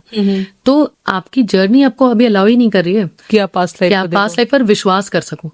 अगर आपको डाउट है तो आप वैसे भी नहीं देख सकते हो, क्योंकि आपके सोल ने वो लिखा नहीं है, अभी आपके स्क्रिप्ट में है ही नहीं, अभी आप उस सीन में पहुंचे नहीं हो। जैसे होता है ना कि ड्रामा में वो सीन, अभी आप फर्स्ट ही सीन में सोच रहे हो, 10th सीन में जो होना आप विश्वास नहीं कर सकते। तो वो एक टाइम आता है। दूसरी बात ये होती है कि जैसे आप देखो, जब कुछ भी काम नहीं करता तो लोग एस्ट्रोलॉजर के पास जाते हैं, हीलर के पास जाते हैं। ये वैसी वाली चीज है कि जब आप साइकोलॉजिकली बहुत कुछ करवा लो फिर भी कुछ नहीं फायदा हो रहा है, आप फिजिकल हीलिंग कर रहे हो कि भाई ये दवाई खा लो वो दवाई, जब कुछ भी नहीं ठीक हो रहा है तब लोग बोलते हैं कि चलो भाई पास्ट लाइफ रिग्रेशन भी ट्राई करते हैं। लेकिन आप जैसा बता रही हो कि आपने 10 days का आपने लिया था ट्रीटमेंट, फिर आपका ही मतलब आपके जैसे दिखने वाली लड़की सेम आपके सामने बैठी हुई है, तो ये सारी चीजें जानकर लोगों को तो काफी डर लगेगा। अगर अभी प्रेजेंटली आप मुझे बोलो तो शायद मैं भी मना कर दूंगी डेफिनेटली कि ये सारी चीजों में सच में सुन के मुझे गूज़बम्स आ रहे हैं। मुझे अगर ये कोई 6 साल पहले बताया होता, किसी ने बताया होता कि चलो करवा लेते हैं, मैं खुद ही डर के, मैं यही बोल रही हूँ ना कि ये मेरा चॉइस नहीं था।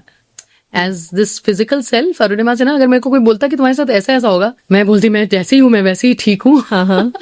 तो ये आपका चॉइस नहीं होता है, वो ऑलरेडी आपके सोल के पर्पस में होता है कि आप ये सब एक्सपीरियंस पहले खुद करो, तब बाकी लोगों को, जो जैसे अब मेरे भी मेंटोर्स हैं तो उनके साथ भी ऐसा कुछ हुआ होगा, तभी तो उन्होंने ये सब सीखा, ये सब किया।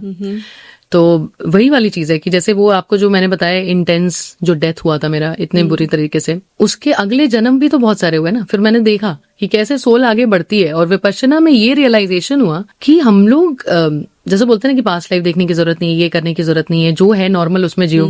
तो मैंने विपश्यना के 10 दिन में, जब ये लास्ट इस साल जब गई थी, तो मैंने रियलाइज किया कि कैसे हम लोग अनअवेयरनेस में एक के बाद एक गलत डिसीजंस लेते जाते हैं। उस जन्म के बाद, जब उस जन्म में मैं मरने वाली थी, तो उस समय मैं यही सोच रही थी कि औरत बनने का क्या फायदा है, इस बॉडी का कोई वो रिस्पेक्ट ही नहीं है। पूरा जजमेंट करके मैं मरी थी, मर्दों को नफरत कर रही थी, जिसको बोलते हैं कि लास्ट के फ्यू सेकेंड्स में ये इमोशंस थे। And I am so thankful कि मेरे साथ ऐसी मेंटोर थी जो कर रही थी मेरा रिग्रेशन, क्योंकि वो डिटेल में सारी बातें मेरे को बोलने के लिए बोल रही थी। तो मैंने बोला कि ये थॉट्स के साथ मरी हूं मैं। उसका अगला जन्म मैं इतनी बड़ी नार्सिसिस्ट बन के पैदा हुई। आई वॉज अ मैन, मैं बहुत बड़ी नार्सिसिस्ट थी। अपनी वाइफ को नौकरानी से भी बदतर मैंने वो किया।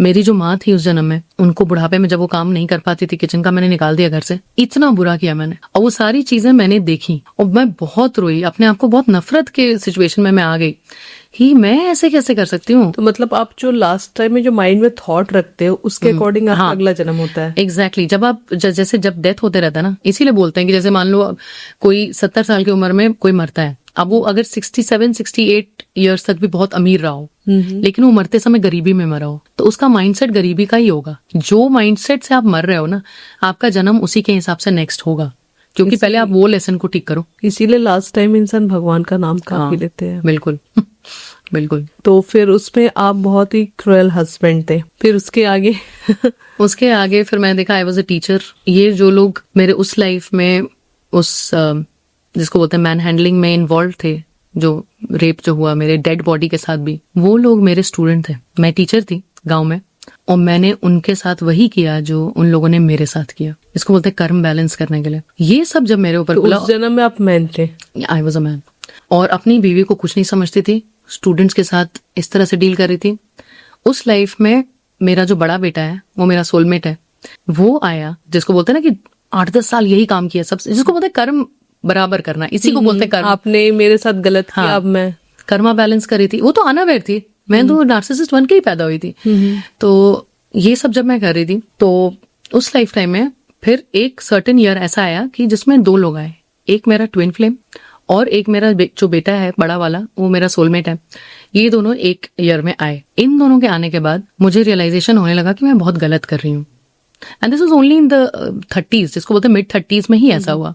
और उसी समय मैंने अपनी माँ को निकाला था, ये सब कुछ किया था। तो इसके बाद जो है ना किसी बीमारी की वजह से फाइनली, और गिल्ट उससे भी ज्यादा था, क्योंकि इन दोनों को देखने के बाद मुझे रियलाइजेशन, ट्विन फ्लेम इसलिए आता है, वो एक मिरर के जैसा होता है कि ये देखो तुम ये बन गई हो या ये बन गए नहीं हो, हाँ ऐसे नहीं हो, ये नहीं है हमारा काम। तो फिर मुझे रियलाइजेशन होने लगा। फिर कुछ बहुत ही उस समय कुछ ऐसा एंडेमिक टाइप का था जो मुझे भी हो गया और मैं मर गई। और उसका जो अगला जन्म लिया, उस जन्म में वो पूरा जन्म ही मेडिटेशन में चला गया, जो इस जन्म के पहले वाला जन्म था सो कॉल्ड, अगर माइंड के हिसाब से सोचा जाए तो। उसके अगले जन्म में भी मैं मर थी, क्योंकि मैंने तो औरत की बॉडी को रिजेक्ट कर दिया था ना। तो फिर अगले जन्म में भी मैं मर्द पैदा हुई। और पंजाब में कहीं पर था ये, क्योंकि मैं जहां पर था ये लुधियाना में, वहीं पर मैं 3 साल पहले जॉब करके आई हूँ। आप देखो कि आपको कहाँ से कहाँ ले जाया जाता है। तो वहां मैं जॉब करने गई और उसके बाद इसको इस जन्म में अभी 3 साल पहले, और मैं बैठे बैठे ये सब चीजें देख पाती थी कि यहीं पर, और मुझे किसी ने बताया नहीं था कि ये जो जहाँ पे स्कूल बना हुआ है वहां पर कब्रिस्तान रह चुका है। किसी ने नहीं बोला कि पास में ना एक जानवरों का कब्रिस्तान है, ये मैंने सुना था। और मुझे दिख रहा है क्लियर कट कि यहीं कहीं मेरी पिछले जन्म की बॉडी होगी, बिल्डिंग के नीचे। एक दिन मैं जा रही थी वहां से, जो स्कूल था वो शहर से बहुत बाहर था, मैं मॉल जा रही थी, एस्ट्रोलॉजी भी सीख रही थी उस समय। तो मेरे जो मेंटोर है उन्होंने बोला था, आप ना अरुणिमा एक घड़े में पानी भर के आप किसी ग्रेवयार्ड में रखाओ। तो मैंने घड़ा खरीद लिया। फिर जो उस समय जो टैक्सी ड्राइवर थे वो वहीं रहते थे कहीं पास में, तो मैंने उनसे बोला कि भैया आपको पता है यहाँ पे कोई ग्रेवयार्ड है? तो उन्होंने बोला कि कैसा ग्रेवयार्ड? मैंने कहा इंसानों का ग्रेवयार्ड। तो बोलते हैं कि मैडम जी आप जहाँ रहते हो वो कब्रिस्तान पर ही बना है। और ये मुझे कभी किसी ने कुछ नहीं बोला, मुझे बस ये पता था कि पास में जानवरों का है। फिर मैंने 1-2 और लोकलाइट से मतलब बात करी, फिर पता चला कि एक्चुअली जो मैं देख रही थी वो सच था। उसके अगले दिन से, जिसको मैं बोलती हूँ, और वही टाइम था जब मैं विपश्यना से निकल के ये सारा रिग्रेशन मैंने करवाया था। इतना कोशिश किया मैंने रिजाइन करने का, 6 महीने जो कर्म थे वो बराबर होके ही मैं वहां से निकल पाई। कैसे कर्म कैसे बराबर हुए? नहीं मतलब आपको वहां रह के वो पॉजिटिविटी आपको स्प्रेड करना होता है कि आप, मुझे वहां पर बैठना है तो वो रेकी हीलिंग करना ही है, उस जगह को अपने हिसाब से शुद्धि देकर, या आपने जो मेरा जो रेमिनेंट्स है उस जन्म का बॉडी कहीं नीचे पड़ा हुआ है। तो उस जन्म में मैंने बहुत मेडिटेशन बहुत कुछ किया था, मेरे गुरु भी थे वहां। तो ये सब रिग्रेशन में पता चला मुझे। तो जिसको बोलते हैं उसके बाद क्लियर कट सब चीजें समझ में आने लगी। वहां एक छोटा सा पॉन्ड था जहां मैं कुछ टीचर्स के साथ गई थी। मैं जब पहले बार ही गई थी ना, तो मुझे लगा मैं आ चुकी हूँ। और फिर वो रिग्रेशन में दिखता है कि उसी पॉन्ड के पास एक, आई एम श्योर कि वो सेम शायद नहीं होगा, लेकिन एक पेड़ था जहां मैं बैठ के रिग्रेशन करती थी। और रिग्रेशन भी मतलब रिग्रेशन इन द सेंस कि आपके मेडिटेशन में मैं पिछले जन्म की कर्म ठीक करने की कोशिश करी थी। और मेरे गुरु थे जो मुझे गाइड करते थे इस चीज में। वो पहले जंगल था एक्चुअली। तो जब जिसको बोलते हैं कि ये सब चीजें दिखने लगी ना, तो आपको कैसा लगेगा ना कि मैं यहाँ पर रह चुकी हूँ। उसके बाद मैंने बहुत कोशिश की, जिसको बोलते हैं ये जुलाई अगस्त की बात होगी, मैं दिसंबर में निकल पाई वहां से। तो कहीं ना कहीं इसका मतलब ये है कि आप किसी भी जगह पे रह रहे हो तो आपके जो पिछले जन्म के कर्म है आपको उस जगह पर लेके जाते हैं। और कई बार ऐसा भी होता है, मूवीज में भी ऐसा दिखाता है कि लोग वहां पहुंचे तो उसकी मेंटल कंडीशन खराब होती है, उसे कुछ याद आने लगता। तो ये सारी चीजें करेक्ट है। इसमें एक चीज मैं बताना चाहूंगी, जैसे आपने बहुत सारे मूवीज में देखा होगा कि ऐसे किसी ने किसी का खून कर दिया और वो इस जन्म में उसको फिर से मिल गया। ये मूवीज में क्या दिखाएंगे ना कि आपको रिवेंज लेने के लिए आप पैदा हुए हो, लेकिन ऐसा होता नहीं है। ये नहीं है, ये सच नहीं है। आप रिवेंज लेने के लिए नहीं, आप कर्म बैलेंस करने के लिए पैदा होते हो। प्लस आपके पास हमेशा ऑप्शन होता है फॉरगिवनेस का। ये बहुत बड़ा मंत्र है, मूल मंत्र है। और फॉरगिवनेस बोलने से नहीं होता है कि आई फॉरगिव यू, ऐसे नहीं होता है। वो आपको सच में इमोशंस फील करके फॉरगिव करना पड़ता है। तो ये कैसे पता चलेगा कि पिछले जन्म में कुछ कर्म थे जो बैलेंस करना और मैं इसे फॉरगिव कर रहा हूँ? नहीं तो वो तो वही पहली बात है कि या तो आपको डेप्थ में मेडिटेशन में जाने पर आपका सोल का वही पर्पस हो, या तो आप रिग्रेशन करवाओ तो आपको पता चलेगा। क्योंकि रिग्रेशन में आप आसानी से सोल्स को पहचान सकते हो। जैसे जब मैं रिग्रेशन कर रही हूँ तो जब पहले बारी भेजती हूँ लास्ट पास्ट लाइफ में, तो सबसे पहला सवाल यही रहता है कि जब आप घर में अपने घुस रहे हो, देखो सामने कौन है। तो जैसे किसी ने बोला ये मेरी इस जन्म की माँ है, तो मैंने बोला कि इनके आंखों में देखो और पहचानो कि क्या ये इस जन्म में आपकी कोई और रिलेशन में है किसी भी फॉर्म में। तो 95% टाइम्स लोग पहचान ही लेते हैं। अब कुछ लोग ऐसा होता है कि शायद उनको इस जन्म में वो ना मिलने वाले हों। तो 95% चांस होता है कि हमारे जो रिश्ते हैं वो पिछले जन्म में भी साथ थे। वो 100% है कि आपके साथ ऐसा कोई रिश्ता है ही नहीं जो आपके साथ पास्ट लाइफ में ना हो। Just like husband wife. बिल्कुल, ये तो हस्बैंड वाइफ तो बहुत बड़ा कर्म होता है, तब आप हस्बैंड वाइफ बनते हो। चलो जैसे मैं और मेरे हस्बैंड, जी, अगर मैं बताऊं तो हमारे बीच में कोई भी बातचीत नहीं होती थी। हम लोग सेम स्कूल में पढ़े थे और हमारा 10-15 साल तक हमारा कोई टच नहीं था। अचानक से हमारे स्कूल का ग्रुप बना और फिर हमारी बातचीत स्टार्ट हुई और विद इन 6 मंथ हमारी शादी हो गई। तो हम इसे डेस्टिनी कहते हैं कि हमारी डेस्टिनी में ये लिखा था। बट क्या ये पिछले जन्म से कुछ ऐसा? ये बिल्कुल, ये पूरा सोलमेट कनेक्शन को मैच करता है। 3 तरह के कनेक्शंस होते हैं। ट्विन फ्लेम तो मैंने आपको बता दिया जी। अब जैसे आप मान लो कि अब ये आपका स्कूल भूल जाते हैं, एक नॉर्मल स्कूल समझते हैं कि क्लास 1 में बहुत सारे बच्चे गए, कुछ बच्चों की दोस्ती हुई, कुछ बच्चों में झगड़ा हुआ। जी। अब वो बच्चे 2 में जा रहे हैं, 3 में जा रहे हैं, 4 में जा रहे हैं। कुछ बच्चों की कंसिस्टेंटली दोस्ती रह रही है, जी। कुछ बच्चों के कंसिस्टेंटली झगड़े हो रहे हैं। तो जिनके साथ झगड़े हो रही है आपके कार्मिक है, तो आपको कर्मा बैलेंस करना इनके साथ लिखा हुआ है। इनके साथ हमेशा आपको नेगेटिव वाइब्स आएंगी और कभी कभी स्टार्टिंग में समझ भी नहीं आएगा कि नेगेटिव वाइब्स आ रही हैं। तो जैसे आपने कुछ कुछ शादियां देखी होंगी, फेलियर मतलब तक पहुंच जाती हैं, लेकिन शुरू में बहुत अट्रैक्शन होता है जी। कि पहली बार मुझे लगा है मैं इनसे मिल चुकी हूँ, और 1 साल के अंदर वो लोग डिवोर्स की बात कर रहे हैं। तो ये कार्मिक कनेक्शंस होते हैं। ओके, तो कर्म बैलेंस करने के क्योंकि लिए कर्म बैलेंस करना तो सोल आपको अट्रैक्ट करवाएगा ही उससे, और फिर जाके अलग भी बिल्कुल, फिर करवाएगा। अलग भी करेगा। और अलग आप अगर होते हो, जैसे लोग सोचते हैं कि डिवोर्स बहुत ही गलत चीज है भाई, लेकिन रियलिटी ये भी है कि बहुत सारे डिवोर्सेस हीलिंग होते हैं। एक मेरी जो क्लाइंट थी, उनके पिछले जन्म में उनके पति ने उनका खून किया था, इस जन्म में वो कंसिस्टेंटली उनको फिजिकली अब्यूज कर रहे थे। तो जब उन्होंने ये देखा, उसके पहले सब लोग घर में समझा रहे हैं छोड़ दो छोड़ दो। रिग्रेशन के अगले दिन जो उनके भाई थे, उनको उन्होंने कॉल किया, बोला कि बनवाओ डिवोर्स पेपर और खत्म करो इस केस को। क्योंकि ये भी होता है, ये सारी चीज देखना कि पिछले जन्म में भी इन्होंने मर्डर किया था, इस और जन्म क्या। में तो जब वो पिछले जन्म में कर सकते तो आप जो बता रहे हो ना, तो आपका सोलमेट का कनेक्शन होगा। क्योंकि सोलमेट्स का होता है ना कि आपको मिलते ही वो ना पॉजिटिव वाइब्स मिलने लग जाती है। जैसे आपने बोला कि उस समय कोई बात नहीं हुई, ठीक है, लेकिन अब जब आप मैच्योर हो रहे हैं तो वो आपकी एनर्जी एक्टिवेट हो गई है ना। तो आप बिना जाने भी बहुत बार, ये लोग सोचते हैं कि बहुत बातें होंगी, बहुत अट्रैक्शन होगा तभी प्यार होता है, ऐसा नहीं होता। ये बहुत हम डेट पर भी कभी नहीं गए, बस 2 मीटिंग्स हुई थी हमारी। इतनी अंडरस्टैंडिंग थी, देखो। तो क्योंकि जन्मों जन्मों से आता हुआ रिश्ता है ना, तो इसीलिए इतनी अंडरस्टैंडिंग है कि आपको वो एनर्जी फील हो जाती है। कई बार ऐसा होता है कि बहुत सारे रिश्ते टूट जाते हैं, शादी के पहले भी ब्रेकअप्स हो जाते हैं, तो ये भी कार्मिक ही होते हैं। ये कार्मिक कनेक्शंस होते हैं, वो बार बार आते हैं आपके लाइफ में। वो भी होता है ना कि जैसे आपको रिलेशनशिप्स के थ्रू भी आपके लाइफ में पैटर्न्स क्या हैं। जैसे किसी के भी लाइफ में एक स्कैर्सिटी माइंडसेट हो सकता है, जैसे पैसे की प्रॉब्लम्स। वो भी हो सकता है कि आप अपने आप को बहुत वैल्यू नहीं करते हो, सेल्फ वर्थ ज्यादा समझते नहीं हो कि भाई मेरा तो नाक ऐसा, तो मेरी आंखें ऐसी, मैं अच्छी नहीं दिखती। ये सब जो होता है अपने बारे में ही जजमेंट करते रहना। रिलेशंस आते ही हैं आपको ये सब सिखाने के लिए। तो जैसे कार्मिक कनेक्शन है, तो कार्मिक कनेक्शन वो कैसे सिखाता है? कार्मिक तो एक तो बैलेंस करेगा आपका, दूसरी कि आपको एकदम लो पर लेकर जाएगा, वाइब्रेशनल एनर्जी एकदम लो।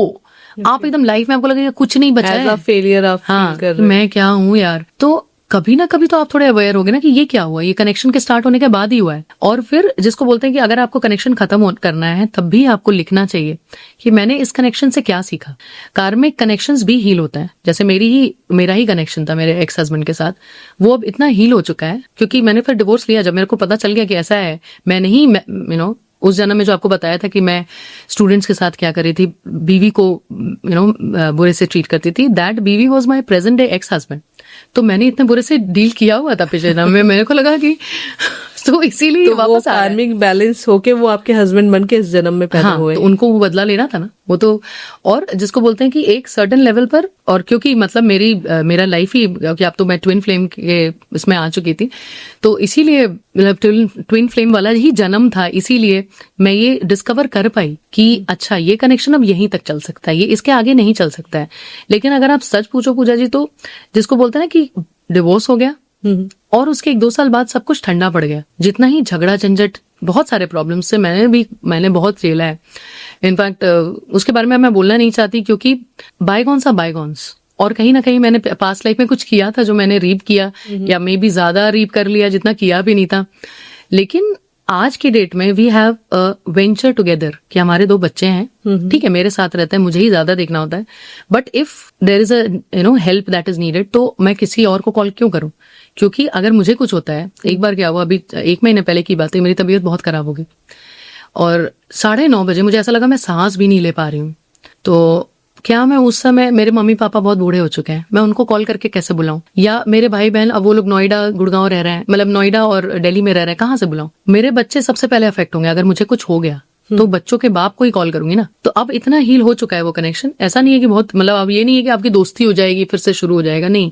लेकिन इतनी अंडरस्टैंडिंग आपके बीच में आ जाएगी कि जो काम है ना वो फोकस तरीके से, जैसे बिजनेस पार्टनर्स होते हैं, तो हम लोग पेरेंट पार्टनर्स हैं, तो वो हो जाता है। तो उस दिन फिर मैंने उनको ही कॉल किया, वहां कर लेकर गए डॉक्टर के पास, इमरजेंसी में जो करवाना था वो सब करवाया। फिर नॉर्मली ऐसा होता नहीं, जैसे आपने बहुत समझदारी से कहा कि पेरेंट पार्टनर है, तो अपने अपने जो रेस्पॉन्सिबिलिटीज है दोनों मिलके आप कर रहे हैं, वो आकर डॉक्टर के पास लेकर जा रहे हैं। और फिर जैसे आपने कहा कि ऐसा नहीं कि फिर से सारी चीजें रीस्टार्ट तो कभी भी नहीं होने वाली। हाँ, और उसके बावजूद भी सारी चीजें बैलेंस वे में चलना, आई थिंक ये हीलिंग का कमाल है। ये बिल्कुल हीलिंग का कमाल है। और ये बस मेरे साइड का नहीं है, because he is also doing some meditational practices. उनके भी कोई गुरु हैं, मुझे नहीं मालूम अब वो किस लेवल पर चल रहा है, बट थोड़ा जितना भी नॉलेज लगा मुझे, तो पता चला कि ही इज ऑल्सो वर्किंग अंडर तो समवन। आपने अपने हस्बैंड को बताया कि ऐसे ऐसे? मैंने सब कुछ बता दिया, क्योंकि बच्चे मेरे साथ रह रहे हैं, है ना, तो बच्चे हैं तो उनके भी, तो उनको पता होना चाहिए कि माँ क्या क्या कर रही है। तो इसलिए मैंने सारा कुछ बता दिया, कुछ भी ऐसा ना मैंने कभी। उनको ये पता है कि पिछले जन्म में आप उनके हस्बैंड थे? हाँ, मैंने बता दिया मैंने सारा कुछ बता दिया। क्या रिएक्शन था उनका? He was kind of shocked. बोलता कि पास्ट लाइफ होता है नहीं होता है, आप समझ रहे हो ना, कि लोग आसानी से बिलीव नहीं कर पाते हैं जिनके साथ होता है। बिल्कुल नया सा है।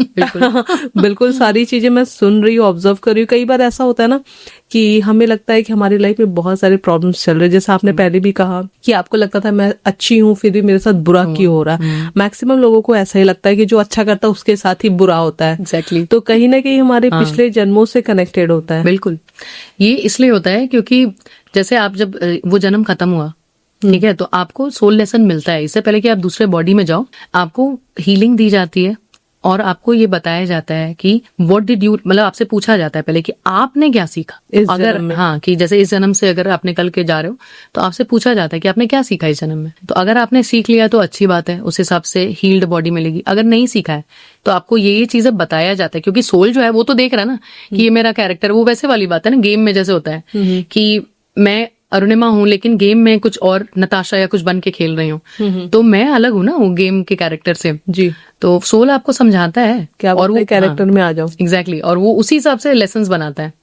कि अगर इसको अभी तक सेल्फ लव नहीं समझ में आया है, ये अभी तक इंफीरियोरिटी कॉम्प्लेक्स में ही जी रही है, तो फिर अगले जन्म में ऐसे ऐसे लोग आएंगे जो इस चीज को, ये नहीं है कि आपको बोलेंगे आप बहुत खूबसूरत हो, बिल्कुल नहीं, ऑपोजिट, जो आपको फील करा के जाएंगे, अरे आप तो बिल्कुल कैसी बदसूरत है ये। ऐसे उल्टे लेसन्स होते हैं। जैसे मुझसे शादी करोगी मूवी में अक्षय कुमार ने कहा था कि अब मैं दुश्मन बनके इसका इलाज करूंगा। एग्जैक्टली, और ट्विन फ्लेम भी वैसा ही होता है Okay. कि ट्विन फ्लेम आपको ऐसे सिचुएशन में ला देता है कि आप रियलाइजेशंस करो।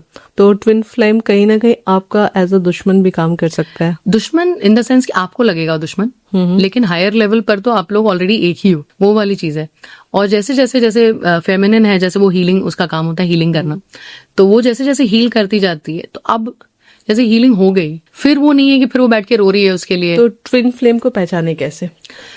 एक तो ट्विन फ्लेम बहुत ही रेयर होता है ना, वो सोल एक सर्टेन फ्रीक्वेंसी में जाती है तभी ट्विन फ्लेम वाले स्टेट में आती है।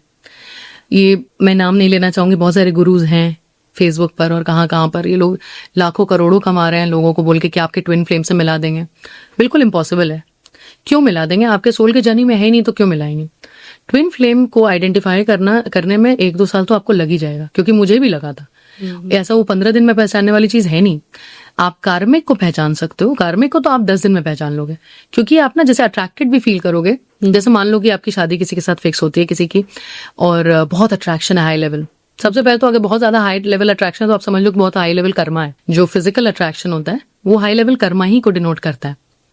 तो कुछ दिन के बाद आपको फील होने लगेगा ना कि मैं इनके साथ जब भी रहती हूँ ना मेरी एनर्जी ड्रेन हो रही है। हम लोग बहुत कुछ मानना नहीं चाहते हैं। अब शादी की बात जब होती है ना, लड़की भी अपना बेस्ट बन के जाती है कि मैं तो बहुत खूबसूरत हूँ, मैं तो किचन बहुत अच्छा हैंडल करती हूँ, और लड़का भी बेस्ट बन के जाता है एकदम ऐसे हीरो। सच्चाई ऑपोजिट होती है। अगर लड़के को सच में प्यार होता है तो वो इतना कॉन्फिडेंट नहीं हो सकता उस लड़की के सामने। अगर लड़के को प्रपोज करना है किसी लड़की को जिससे वो सच में प्यार करता हो तो नर्वस होगा ना जी। और फिल्म में कैसे दिखाता है? फिल्म में दिखाता है कि भाई एकदम स्टड है, और जब लड़की को प्यार होता है तो दिखाते हैं कि वो शर्माती है, लेकिन एक्चुअल में ऑपोजिट होता है। वो एक्चुअल में जब उसको लगता है कि नहीं वर्क कर रहा है तो वो जाके खुद बोलेगी, उसमें वो कॉन्फिडेंस लेवल आ जाता है। ये शक्ति होती है, शिव और शक्ति का जो एनर्जी होता है जब वो रियल में एक्टिवेट होता है तो ये वैसे होता है। तो जैसे आपको अगर ट्विन फ्लेम को पहचानना हो तो सोलमेट को तो आप तुरंत ही आपको लगेगा कि मैं जानती हूँ। आप जब रह रहे हो तो आपको एकदम ऐसा लग रहा है कि बड़ा अच्छा लग रहा है, शांति है। ट्विन फ्लेम के आने से आप विद इन 6 मंथ्स देखोगे कि आपकी लाइफ पूरी उथल पुथल हो जाएगी। क्वाइट द ऑपोजिट, क्योंकि ये स्पिरिचुअल कनेक्शन है और आप वर्ल्ड में एक प्रिटेंशन में जी रहे हो। आप किसी तरह के बनने की कोशिश करो जो आप हो नहीं। तो जो भी गलतियां की है ना, गलत शादी, गलत करियर चूज किया, वो सब धीरे धीरे हटने लगेगा। तो यही इसी टाइप की उथल पुथल स्टार्ट हो जाएगी। हाँ, और ट्विन फ्लेम के साथ ये भी होता है कि ट्विन फ्लेम्स के ड्रीम्स बहुत रेयर आते हैं, लेकिन जब आते हैं तो आप ऑलमोस्ट फील करते हो कि वो आपके सामने है खड़ा। और जब आप कुछ गलत करने जा रहे हो या जब कुछ अच्छा होने जा रहा है तो आपको ड्रीम दिखेगा ट्विन फ्लेम का। ये भी तरीका है पहचानने का। और ट्विन फ्लेम को आप एक बार मिलने के बाद आप कभी भी भूल नहीं सकते हो। Never, that's impossible. आप किसी और से शादी कर लो, ठीक है, कोई बात नहीं, लेकिन आप ट्विन फ्लेम के जैसी फीलिंग फिर कभी ला नहीं सकते। ट्विन फ्लेम आपका बॉयफ्रेंड या आपकी गर्लफ्रेंड हो सकती है, लेकिन जनरली ऐसा होता नहीं है। मतलब जैसे बोलते हैं कि अगर मैथमेटिकल टर्म्स में परम्यूटेशंस एंड कॉम्बिनेशंस हो सकता है, बट ऐसे बहुत लोग होते हैं कि जो लोग साथ में आके फिर ब्रेक ऑफ करके चले जाते हैं, 15 साल बाद रियलाइज करते हैं वो मेरा ट्विन फ्लेम था, क्योंकि वो आपको असलियत दिखाने आता है कि आप में क्या क्या कमी रहेगी, बताने आता है। एग्जैक्टली। जैसे अभी हम लोग लव के ऊपर बात करें, ट्विन फ्लेम के ऊपर बात करें, तो लव में शादी होना कितना जरूरी है? देखिए, सबसे पहले तो मतलब लव क्या होता है उसको समझते हैं। जैसे भगवत गीता में भी मोह और प्रेम के बारे में बताया गया है, फर्क जी। एक उसमें एक चैप्टर है, इनफैक्ट मैं अगर बात करूं जो वीडियो वर्जन है उसका, तो द्रोणाचार्य के पास श्री कृष्ण गए और उन्होंने उनको बताया कि आपकी क्या क्या गलतियां हैं, जिसमें से कि एक गलती ये थी कि आप अपने पुत्र को प्रेम नहीं करते हो, आपके मन में उसके लिए मोह है जी, क्योंकि वो सब कुछ प्रोवाइड करना चाहते थे अश्वत्थामा को, बेस्ट लाइफ जो भी। मोस्टली पेरेंट्स भी यही हाँ, नहीं तो ये आजकल का ये है ना, क्योंकि आप देखो अगर आप अपनी बच्चे की जिंदगी इतनी आसान बना दोगे तो फिर बच्चा किस लिए फाइट करेगा? उसको लगेगा सब कुछ अवेलेबल है मेरे पास जी। तो ये चीज समझाए कि आप देने वाले कौन होते हो, आप उसको लायक बनाओ, है ना। तो प्यार में भी क्या होता है कि प्यार और मोह में फर्क ये होता है कि मोह में आपको लगता है कि ये मेरा है, मेरे साथ ही रहे, मेरे से बातें करे, और मैं इसको ओन करता हूँ। जैसे होता है ना कि एक कोट था जिसमें कि अगर आप प्यार करते हो, अगर एक फूल को आप प्यार करते हो तो आप उसको पानी देते हो जाके जी। अगर आप उससे मोहित हो तो आप उसको तोड़ के ले आओगे घर में सजाने के लिए। एग्जैक्टली। तो ये फर्क होता है कि प्यार वो होता है ना कि अगर वो दूर भी है, इंसान किसी और के साथ भी खुश है, तो आप दिल से उसके लिए खुशी फील करो जी, जो बहुत मुश्किल है। और मुझे भी बस 4-5 साल पहले ही समझ में आया कि जब मेरा ट्विन फ्लेम चला भी गया ना, जैसे मैं अपने बच्चों के लिए जो फील करती हूँ कि भाई इनको आगे बढ़ के किसी और के साथ ही रहना है, क्यों मेरे पास आएंगे, क्यों मैं इनकी शादी में। तो जैसे हम लोग जब सोचते हैं कि शादियां जो टूटती हैं, बहुत बार हमें पता चलता है कि ये सास बहू वाला कुछ प्रॉब्लम था जी जी। मुझे उस समय ये सवाल सबसे पहले मेरे दिमाग में आता है कि आप अपने बेटे को इतना प्यार करती थी, जो आपके मन में मोह था, तो आपने शादी क्यों करवाया? ये प्यार नहीं हुआ ना। अगर आपके मन में प्यार है तो आप उस इंसान को वो जहां जिसके साथ है आप खुश छोड़ दो। ऑब्वियसली ये बच्चे की ड्यूटी है कि वो आपका भी ध्यान रखे। कई बार ऐसा होता है ना, जैसे आप कह रहे हो कि अगर आप प्यार करते हो तो आप उसके साथ खुश रहने दो, लेकिन अगर मोस्टली घरों में ऐसा होता है कि अगर हस्बैंड वाइफ के साथ मिसबिहेव कर रहा है ना, तो पेरेंट्स को प्राउड फील होता है कि मेरा बेटा मेरा ही है शादी के बाद। बिल्कुल बिल्कुल। लेकिन आप समझो ये आपकी गलत परवरिश है और अगर उसको रेस्पेक्ट कर रहा है तो ये जोरू का गुलाम जोरू बन का गया। गुलाम है, बिल्कुल। ये तो है जबकि ही। ये आपकी अच्छी परवरिश का नतीजा है कि वो अपनी वाइफ को रेस्पेक्ट कर रहा है। मैंने एक कोट लिखा था जो मेरे बहुत सारे स्टूडेंट्स ने पूछा था, मैंने कहीं पढ़ा था उस चीज को, तो मैंने लिखा था कि अगर मेरा बेटा मेरी बीवी को छोड़कर मुझे चूज करता है तो मैं बहुत बड़ी फेलियर हूँ। मैं फेलियर हूँ ना, क्योंकि वो चूज उसको करने का सिचुएशन आया क्यों चूज करना चाहिए? हम दोनों ही उसके लिए इम्पोर्टेंट है। एग्जैक्टली। और जो बीवी को देना है वो उसको देना ही चाहिए, वो मुझे क्यों देगा? एक्चुअली लोग ना एक्सेप्ट नहीं कर पाते, बहू ले तो आते हैं लेकिन बहू को एक्सेप्ट नहीं कर पाते कि बेटा के पास उसको लेके भी कोई रिस्पॉन्सिबिलिटी है। राइट, बिल्कुल। और ये देखिए, ये मैं मान सकती हूँ, जैसे मुझे मेरे ट्विन फ्लेम ने मुझसे ये सवाल पूछा था एक बार। उसने पूछा था कि जब आपके बेटे की शादी होगी तो या फिर आपका बेटा किसी को प्यार करने लगेगा तो क्या आपको जेलसी होगी? तो फिर मैंने बस ये पूछा सबसे पहले कि ऑनेस्टली जवाब दूं या एक आइडियल मदर की तरह जवाब दूं? तो उन्होंने बोला ऑनेस्टली। तो फिर मैंने बोला कि जेलसी होगी, सच बात है, और ये इंसानी सच्चाई है कि आज मैं एकदम बेकार हालत में हूँ, मेरा बेटा आके मुझे बोल रहा है मम्मा आप कितनी सुंदर हो, और जिसको बोलते हैं कि मेरे कष्ट में, मेरे सारे प्रॉब्लम्स में मेरे बच्चों ने मेरा साथ दिया है। लोग बोलते हैं ना कि कैसे संभाल लिया 2 बच्चों को अकेले, ये सच नहीं है, मेरे बच्चों ने मुझे संभाला है, क्योंकि उनको सुबह उठ के जब मैं देखती थी ना, तब मैं जीने के लिए कुछ प्रेरणा पाती थी। होते बिल्कुल। और तो बात यहाँ पर ये है कि जो जेलसी होती है वो बहुत जेन्युइन होती है, लेकिन क्या आप उससे ऊपर उठ पाए? क्या आपने ये सोचा कि मैं जिसको प्यार करती हूँ उसकी खुशी उसके साथ है, अगर वो उसके साथ मूवी देखना चाहता है उसको जाने दो भाई। अब आप घर में कुछ और जो भी आप, दिक्कत ये होती है ना कि हमारे सभ्यता में प्रॉब्लम ये है कि हम लोग औरतों को घर में बैठा देते हैं जी। ये सबसे बड़ी प्रॉब्लम है। अगर आप अपनी लाइफ जिस समय जीनी थी आपने जी नहीं, तो फिर आपको लगता है ना कि क्योंकि मैंने ये वाला रोल प्ले किया अब मेरी बहू को भी करना पड़ेगा, मैंने जो सहा है वो हाँ, इसे भी वो इसको भी सहना पड़ेगा। यही है ऐसा टेक्निक। तो आपके पार्टनर ने अगर आपका साथ नहीं दिया तो क्या आप वो बदला अपने बेटे से निकालोगे? ये गलत के है। लाइफ में आप हाँ, प्रॉब्लम्स क्रिएट करोगे। क्लियर कट है ये बात कि आप मोहित हो, ये प्रेम नहीं है। प्रेम होता तो आप बेटे को, मैं तो बोलती हूँ कि मैं अभी इतने सारे बुक्स पढ़े हुए हैं जो मुझे पढ़ने हैं, इतने बुक्स हैं जो मुझे लिखने हैं। जब आपके दिमाग से काम हट जाता है ना कि बहू आई उसके बाद तो मैं रोटी भी नहीं बना सकती, ग्लास में पानी भी नहीं ले सकती, जिस दिन ये प्रॉब्लम आ गई ना तो वो फिर वो प्रॉब्लम क्रिएट करेगी, जिसको बोलते हैं ना empty mind is a devils workshop. बिल्कुल। तो आप अपने दिमाग को खाली छोड़ोगे तो ये सब होगा ही। तो मुझे लगता है कि औरतों को भी इतना काम उनके पास होना चाहिए कि ताकि जब बहू भी आ जाए उनका अपना भी काम हो, इतना सेल्फ रिस्पेक्ट हो कि भाई अगर मेरा बेटे की गर्लफ्रेंड है, वाइफ है, जो भी है, तो वो नहीं करेगा तो कौन करेगा? बिल्कुल सही बात है। मतलब इंसान मोह को ही प्रेम का नाम दे के रखे हुए है, जबकि इंसान प्रेम करेगा तो सामने वाले के बारे में सोचेगा, मोह करेगा तो खुद के बारे में सोचेगा। इसमें एक चीज और मैं ऐड करना चाहती हूँ जो मेरी लाइफ की पर्सनल बहुत बड़ी लर्निंग है, जिसको बोलते हैं कि अगर मैंने 41 साल में कुछ अगर सबसे बड़ा सीखा तो ये सीखा कि जब आप अनकंडीशनल लव के स्टेट में जाते हो तो आपके सामने ये भी सवाल आता है कि क्या मैं खुद से अनकंडीशनल लव करती हूँ? ये इतना बड़ा सवाल है कि मोस्ट ऑफ द टाइम्स हम लोग नहीं करते खुद से अनकंडीशनल लव। मतलब अपने आप को वैसे ही एक्सेप्ट करना जैसे आप हो। और ये मेरी बहुत लंबी जर्नी रही। एक बोलते हैं स्पिरिचुअल अवेकनिंग में एक फेज आता है which is called dark night of the soul. अब मैं अगर उसको इंडियन तरीके से समझाऊं, बहुत लोग इस बारे में बात ही नहीं करना चाहते। जैसे आप अगर किसी से पूछो माँ काली के बारे में, वो लोग आपको ना नेगेटिव ही बात बताएंगे। नेगेटिव ने समझ कि हमें डर लगता है, गुस्सा आता है उन्हें, हाँ, एग्रेशन वाला ऐसे, जबकि रियलिटी कुछ और है ना। क्यों गुस्सा आता है? कुछ ऐसा हुआ है तभी तो गुस्सा आ रहा है। लेकिन मैंने माँ काली का वो रूप देखा, एक्सपीरियंस किया है, इतनी शांत, जो माँ वाला जो फेज होता है ना, कि वो बहुत लोगों ने मेरे से सवाल पूछा, अभी मेरे मेंटीज में ने भी, मैंने खुद एक्सपीरियंस किया है कि मुझे ऐसा लगता था कि मैं माँ काली की एनर्जी एक्सपीरियंस कर पा रही हूँ उस फेज में जब मैं सबसे लोएस्ट में थी, हाई लेवल डिप्रेशन। और मैं अपने बारे में सोच रही हूँ कि मुझे तो कोई एक्सेप्ट नहीं करता है। उस समय 2-3 बुक्स लिख चुकी हूँ ऑलरेडी, ठीक है। मैंने कुछ नहीं किया, कोई लायक काम किया नहीं है मैंने, ऐसे ही अपने बारे में सोच रही हूँ। लेकिन ये जो फेज में जब मैं समझ गई ना कि मुझे माँ काली सपने में भी दिख रही है, हर जगह दिख रही है, तो फिर मैंने चैंटिंग करना शुरू कर दिया। इसको बोलते हैं dark night of the soul, जिसको बोलते हैं डार्क काली।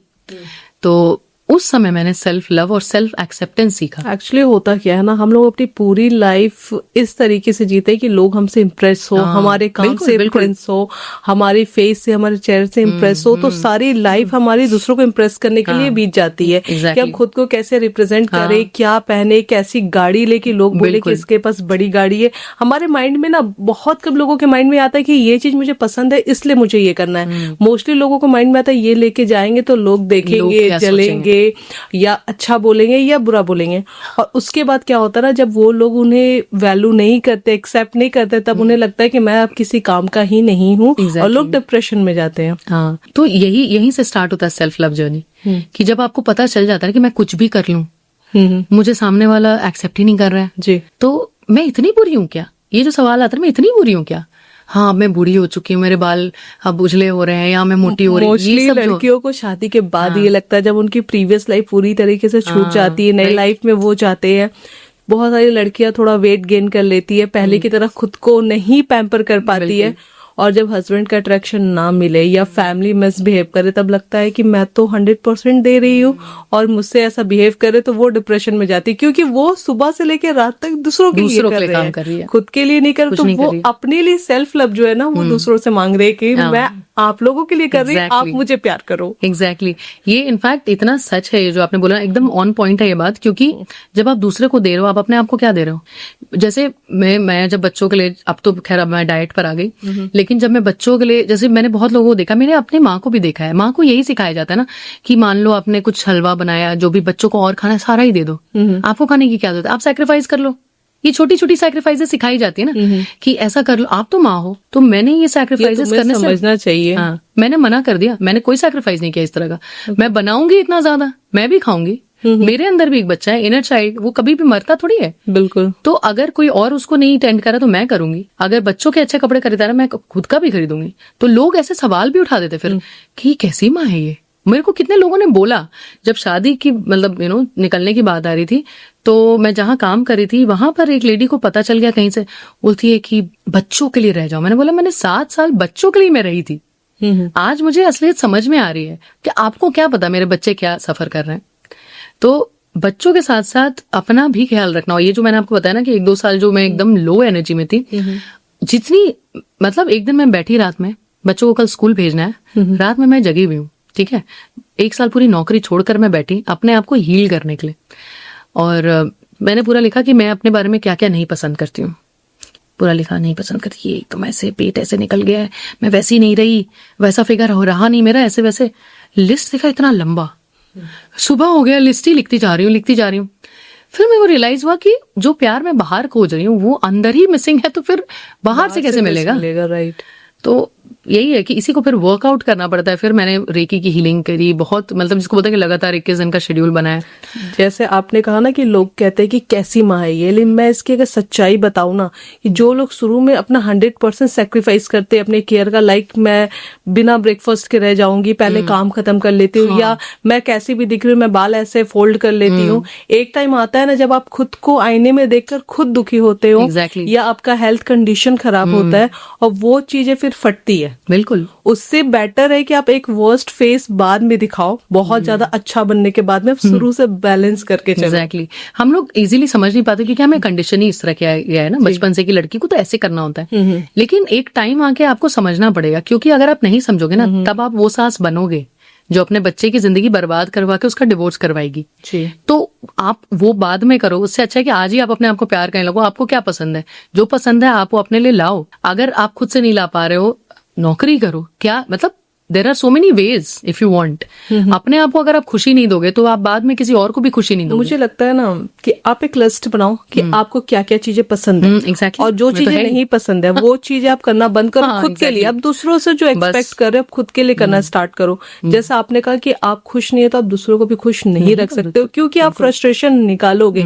ज्यादा टाइम तक आप रॉन्ग कैरेक्टर को नहीं शो कर सकते हो, क्योंकि आप तो एक्टिंग कर रहे हो था। हाँ, आप हैप्पी हो नहीं, खुश होने की एक्टिंग कर रहे हो। कभी ना कभी तो वो एक्टिंग खत्म होगी।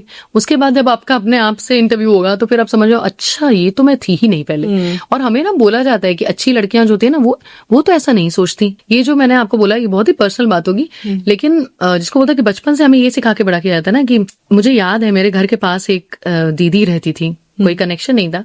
उनके शादी के 2 दिन बाद मैं गई। होता है ना कि मतलब वो वहां से लड़कों वालों के यहाँ से कुछ कुछ आता है। तो मैं मुश्किल से, मुझे लगता है कि मैं क्लास 4th में थी शायद, इतना बड़ा ये छप गया ना मेरे माइंड में पिक्चर।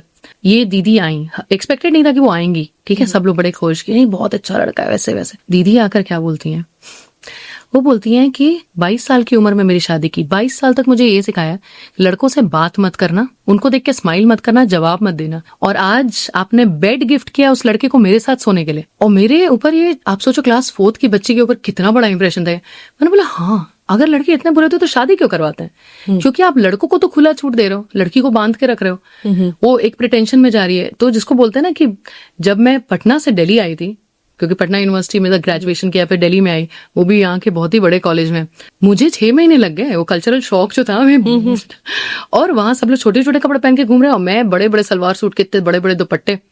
तो कल्चरल शॉक बहुत बड़ा था, क्योंकि वहां की लड़कियां बहुत ही फ्री थी बोलने के लिए। मैं स्टेज पर 50 बार बोल चुकी थी, लेकिन कल्चरली वो लड़कियां बहुत ज्यादा इंडिपेंडेंट थी, मैं नहीं थी। मुझे माँ बाप ने सिखाया हुआ था कि भाई 3 बजे के बाद घर से बाहर नहीं निकलते हैं। आप पटना में उस जमाने की आवाज सोचो, और यहाँ लड़कियां 6 बजे के बाद ही सोचती थी कि हम लोग बाहर निकलते हैं अब। जी जी। तो शुरू में सब लोग मेरी बातें सुन के सोचती थी क्या कर रही है। फिर मुझे एक मेरी ही सीनियर ने, जो मेरी ही स्कूल में पढ़ी थी पटना में, तो उन्होंने बोला कि पता है अरुणिमा, 2 तरह की जेल होते हैं, एक जिसके अंदर आप रहते हो और एक जो आपके दिमाग में होता है, ठीक है? तो उस जेल को तोड़ो और निकलो वहां से। उस समय मुझे समझ नहीं आया बात, लेकिन फिर धीरे धीरे, जैसे अब आप जिस शहर में रह रहे हो आप वहां के हो ही जाते हो, तो धीरे धीरे जब मैं भी इंडिपेंडेंट होने लगी, तब मुझे लगा कि भाई क्या कंडीशनिंग हम लोगों ने दे रखी है ना। और लड़के तो इंडिपेंडेंट होने का मतलब डिसीजन मेकर, आप अपने डिसीजंस लेना शुरू किया। अगर कल एग्जाम है या कल कोई क्लास टेस्ट अनाउंस कर दिया गया, अब मैं सोचती रहूं कि 6 बज चुके हैं, मैं बाहर नहीं निकल सकती, ये तो बेवकूफी है ना। तो फिर, और मुझे हमेशा आदत थी कि मैं मम्मी को कॉल करूं, मम्मी मैं ये कर लूं, ऐसे वाली टाइप चीज। तो मैंने कहा कि अभी ये कॉल करने वाला टाइम नहीं है, क्योंकि फिर मम्मी भी धीरे धीरे समझने लगी। मम्मी बोली देती थी हाँ, मैं कहा छोड़ो, निकलो, काम करो, वापस आओ, पढ़ाई करो। तो ये इंडिपेंडेंस, कि अपने डिसीजंस खुद लेना जी, ये बहुत बड़ी बात होती है। और तो हम लोग कंडीशन ही ऐसे तो जिस टाइप की आपकी फैमिली में, जैसे आपने बताया है कि बहुत सारे कंडीशंस थे, इस टाइप की अपब्रिंगिंग हुई, तो जब आपने डाइवोर्स का जब डिसीजन लिया तो क्या रिएक्शन थे उनके? एक्चुअली मैं अगर बोलूं पटना के हिसाब से, तो इतने भी रिस्ट्रिक्शंस नहीं थे पटना के हिसाब से। हम लोग कॉन्वेंट में पढ़े हुए थे, 150-200 साल पुराना स्कूल। अपने हिसाब से मम्मी पापा ने बेस्ट दिया था, लेकिन एक कल्चर होता है कि और एक ही घर में बहुत सारे तरह के बच्चे भी होते हैं। एक जो होते हैं एकदम ही माँ बाप भक्त, और एक होता है मैं नहीं सुनूंगी। तो मैं वैसी भक्त वाली टाइप बच्ची थी। लेकिन जब पहले बार मैंने अनाउंस किया ये चीज, तो लोग शॉक थे। इसके पहले मुझे कुछ लोगों ने घर में बोला भी था कि देखो ये चल नहीं रहा है, ठीक है? उस समय बच्चे नहीं हुए थे, तो मुझे समझाया गया था कि ये चल नहीं रहा है, तुम देखो क्या करना। मुझे उस समय लगा कि नहीं, मैंने तो सास बहू सीरियल्स देख रखे थे, मैं भी तुलसी बहू, मैं तो बहुत अच्छी हूँ, मैं मैनेज कर लूंगी, लोग बदलेंगे। और ये कभी नहीं होता। क्यों लोग बदलेंगे आपकी वजह से? आप बदल रहे हो, आप अपने आप को ओवरलुक कर रहे हो, आप अपना 100% दे रहे हो कि उन्हें रियलाइज हो, लेकिन नहीं कुछ होता है। हाँ, तो फाइनली जब बच्चे हो गए ना, इसी को बोलते हैं कि ये चीजें सिखाई नहीं गई थी, ये चीजें मैं समझ नहीं पाई। बच्चे होने के पहले मुझे समझना था, मैं समझ नहीं पाई। बच्चों के बाद जब मैंने देखा कि मेरी ऐसी पर्सनैलिटी का असर बच्चों पर हो रहा है कि बच्चे ऐसे डरे हुए हैं, फिर रात में एक बार मेरे को लगा कि मैं क्या कर रही हूँ अपने बच्चों के साथ। सीरियसली, अगर मेरे बच्चे वैसे निकल गए, तब जिसको बोलते हैं कि एक माँ के जैसा जब मैंने सोचना स्टार्ट किया, तब मेरे को लगा कि नहीं, डिवोर्स लेना पड़ेगा। लेकिन वही वाली बात है ना कि आप घर में जब अनाउंस करते हो ना पहली बार कि मैं नहीं रह सकती यहाँ, तो लोग बोलते नहीं चल जाएगा, वही वाली चीज है। और मम्मी पापा की फीलिंग्स ये होती है ना कि अब हम लोग इतने बूढ़े हो चुके हैं, मैं सबसे छोटी बेटी हूँ, अगर कुछ हो जाता है फ्यूचर में कौन ध्यान देगा इसका। और ये भी बात है ना कि उस समय तक मैं अकेले रही नहीं थी, मतलब इन द सेंस कि जैसे आज 6 साल हो गए इस चीज को। आपके साथ 2 बच्चे थे, तो उनकी भी कहीं ना कहीं जो टेंशन वाली बात थी वो भी जायज थी। हाँ बिल्कुल बिल्कुल, सब लोग, इसीलिए मैंने बोला, मैं समझ गई कि लोग क्या सोच रहे हैं। तो उस समय मैं दिल्ली में पढ़ा रही थी एक स्कूल में, और थैंक्स टू माय कजन, जिनका कुछ कनेक्शन था देहरादून के एक बहुत अच्छे स्कूल में, तो उस कनेक्शन की वजह से मैंने जब देखा ना कि मेरे पैसे की, मतलब मम्मी पापा का तो यही बोला कि तुम लोग आ जाओ यहाँ पे बच्चों को लेके हमारे साथ। लेकिन प्रॉब्लम ये था ना कि मुझे था कि 2-3 चीजें थी। एक तो ये था कि अगर मैं पटना चली जाती हूँ तो 50 तरह के ताने माँ बाप को सुनने पड़ेंगे। दूसरी बात कि फिर मुझे अपने बच्चों को भी माँ बाप के हिसाब से बड़ा करना पड़ेगा। मैं दोनों ही चीजें नहीं चाहती थी कि मेरे माँ बाप ऑलरेडी बूढ़े हैं और उनको 4 लोग आके बोलेंगे आपकी बेटी, मैं कहा कोई बात नहीं, बच्चों के भी दिमाग पे गलत असर पड़ेगा। एग्जैक्टली, मैं कहा मुझे किसी का एहसान लेके नहीं जीना कि 5 लोग, क्योंकि फिर मैं बोलना शुरू कर दूं, तब तक तो जवाब देना शुरू हो चुका था। तो फिर मैं देहरादून गई, रेसिडेंशियल स्कूल में रही। रेसिडेंशियल स्कूल में आपके पास सब कुछ होता है, आपको घर दिया जाता है, बच्चों की फीस पेड होती है। तो फिर मैंने सोचा कि इससे ज्यादा अच्छा कुछ ऑप्शन है नहीं। तो इसीलिए मैं फिर देहरादून शिफ्ट हो गई, और फिर धीरे धीरे सब लोग समझ गए, जिसको बोलते हैं ना कि उस समय मेरी बहन को भी था, वो रो रही थी कि तुम ऐसा कैसे डिसीजन ले के साथ लोग एक्सेप्ट कर लेते हैं। फिर उनको लगा, फिर धीरे धीरे मेरे ऊपर भी ट्रस्ट आया उनको, क्योंकि लोग सोचते हैं ना छोटी है, छोटी बहन के बारे में लोग क्या सोचते हैं, बच्ची तो है अभी, बिल्कुल। ये क्या करेगी। फिर उनको लगा कि नहीं ये तो हैंडल कर रही है, सब कुछ खुद से हैंडल कर रही है। तब फिर सबका वो ट्रस्ट बना, फिर नहीं चलो ठीक है, अच्छा काम किया। पास्ट लाइफ की जो पेन होते हैं उसे हील करने के लिए किस तरीके से आप लोग काम करते हैं? पास्ट लाइफ के पेन देखिए मल्टीपल तरीका है। एक बोलते हैं एक टेक्निक है, इसको बोलते हैं शैडो हीलिंग। जैसे अभी मेरे ऊपर लाइट आ रही है, तो जो साइड लाइट नहीं आ रही है वो शैडो बन गया मेरा। जी। पर्सनालिटी में भी साइकोलॉजिकली ये बोलते हैं कि कुछ चीजें जो हैं हम लोग कॉन्शियसली एक्सेप्ट करते हैं, और कुछ चीजें हमारे बारे में जो हम लोग एक्सेप्ट ही नहीं करना चाहते हैं, जी। है ना, वो भी वही है। तो शैडो हीलिंग में क्या होता है आपका कि आप उस चीज को एक्सेप्ट भी करते हो और उसको इंटीग्रेट कर लेते हो। आप जान जाते हो कि ये भी मेरे पर्सनालिटी का पार्ट है, और ऑपोजिट्स हमेशा पार्ट होते हैं। जैसे अगर कोई योगी है तो वो भोगी भी होगा, अंदर में एक पार्ट है उसका जो भोगी भी है। पास्ट लाइफ की हीलिंग में शैडो हीलिंग भी बहुत बड़ा रोल प्ले करती है। एक तो होता है कि आप रेकी हीलिंग उस समय भेज के जो इंस्टेंट, जो तुरंत जो मेंटल पेन हो रहा है या बहुत दिल से दुखी फील कर रहा है, वो वहां से रिलीज हो जाएगी।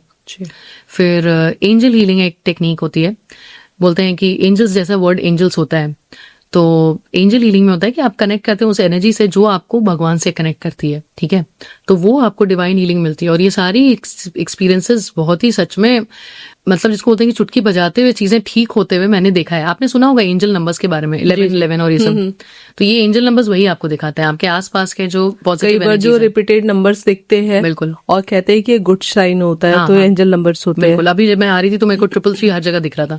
3 स्टैंड्स फॉर क्रिएटिविटी, तो मैं कुछ क्रिएटिव काम करने आ रही थी। ओके। तो वैसे दिख रहा था।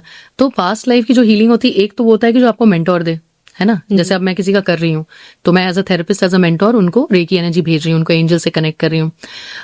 दूसरी तरीका होता है कि आप खुद से, ये शैडो हीलिंग के ही पार्ट में आता है, जर्नलिंग करना।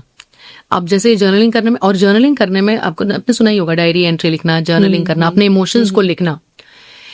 कभी कभी इतनी बड़ी बड़ी मतलब आउटस्टैंडिंग बातें आपको अपने बारे में पता चलती हैं कि अच्छा मैं तो ऐसी थी ही नहीं, मुझे ये फील होता है, रियली ऐसी वाली चीजें। तो जो राइटिंग बोलते हैं ना, इवन एस्ट्रोलॉजिकली बोलते हैं कि ये दोनों उंगलियां जब साथ में आती हैं तो बहुत हीलिंग वैसे ही होता है। और जो कनेक्शन है हाथ का, टाइप करने का नहीं, हाथ का बोल रही हूँ, लिखने से कहीं ज्यादा हीलिंग होती है। आपके जो मन में बात है ना, हम लोग को सुनने का मौका नहीं मिलता ना। मेडिटेशन में भी आप बातें सुनते हो अपनी, कि मेरा माइंड क्या बोल रहा है, आप शांत हो जाते हो। और जर्नलिंग जब करते हैं ना, तो वो उसका और ज्यादा फास्ट फॉर्म होता है।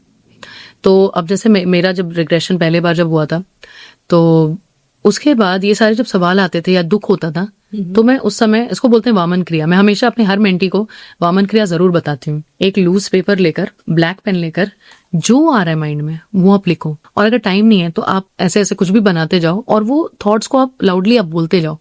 सारी जो नेगेटिविटी है ब्लैक पेन से लूज शीट पर आप ट्रांसफर कर रहे हो, उसको फाड़ो, जलाओ, फ्लश कर दो, और आप उसमें बिलीव भी करो कि एनर्जेटिकली ट्रांसफर हो चुका है, मतलब वो नेगेटिविटी अंदर से बाहर आ चुकी है।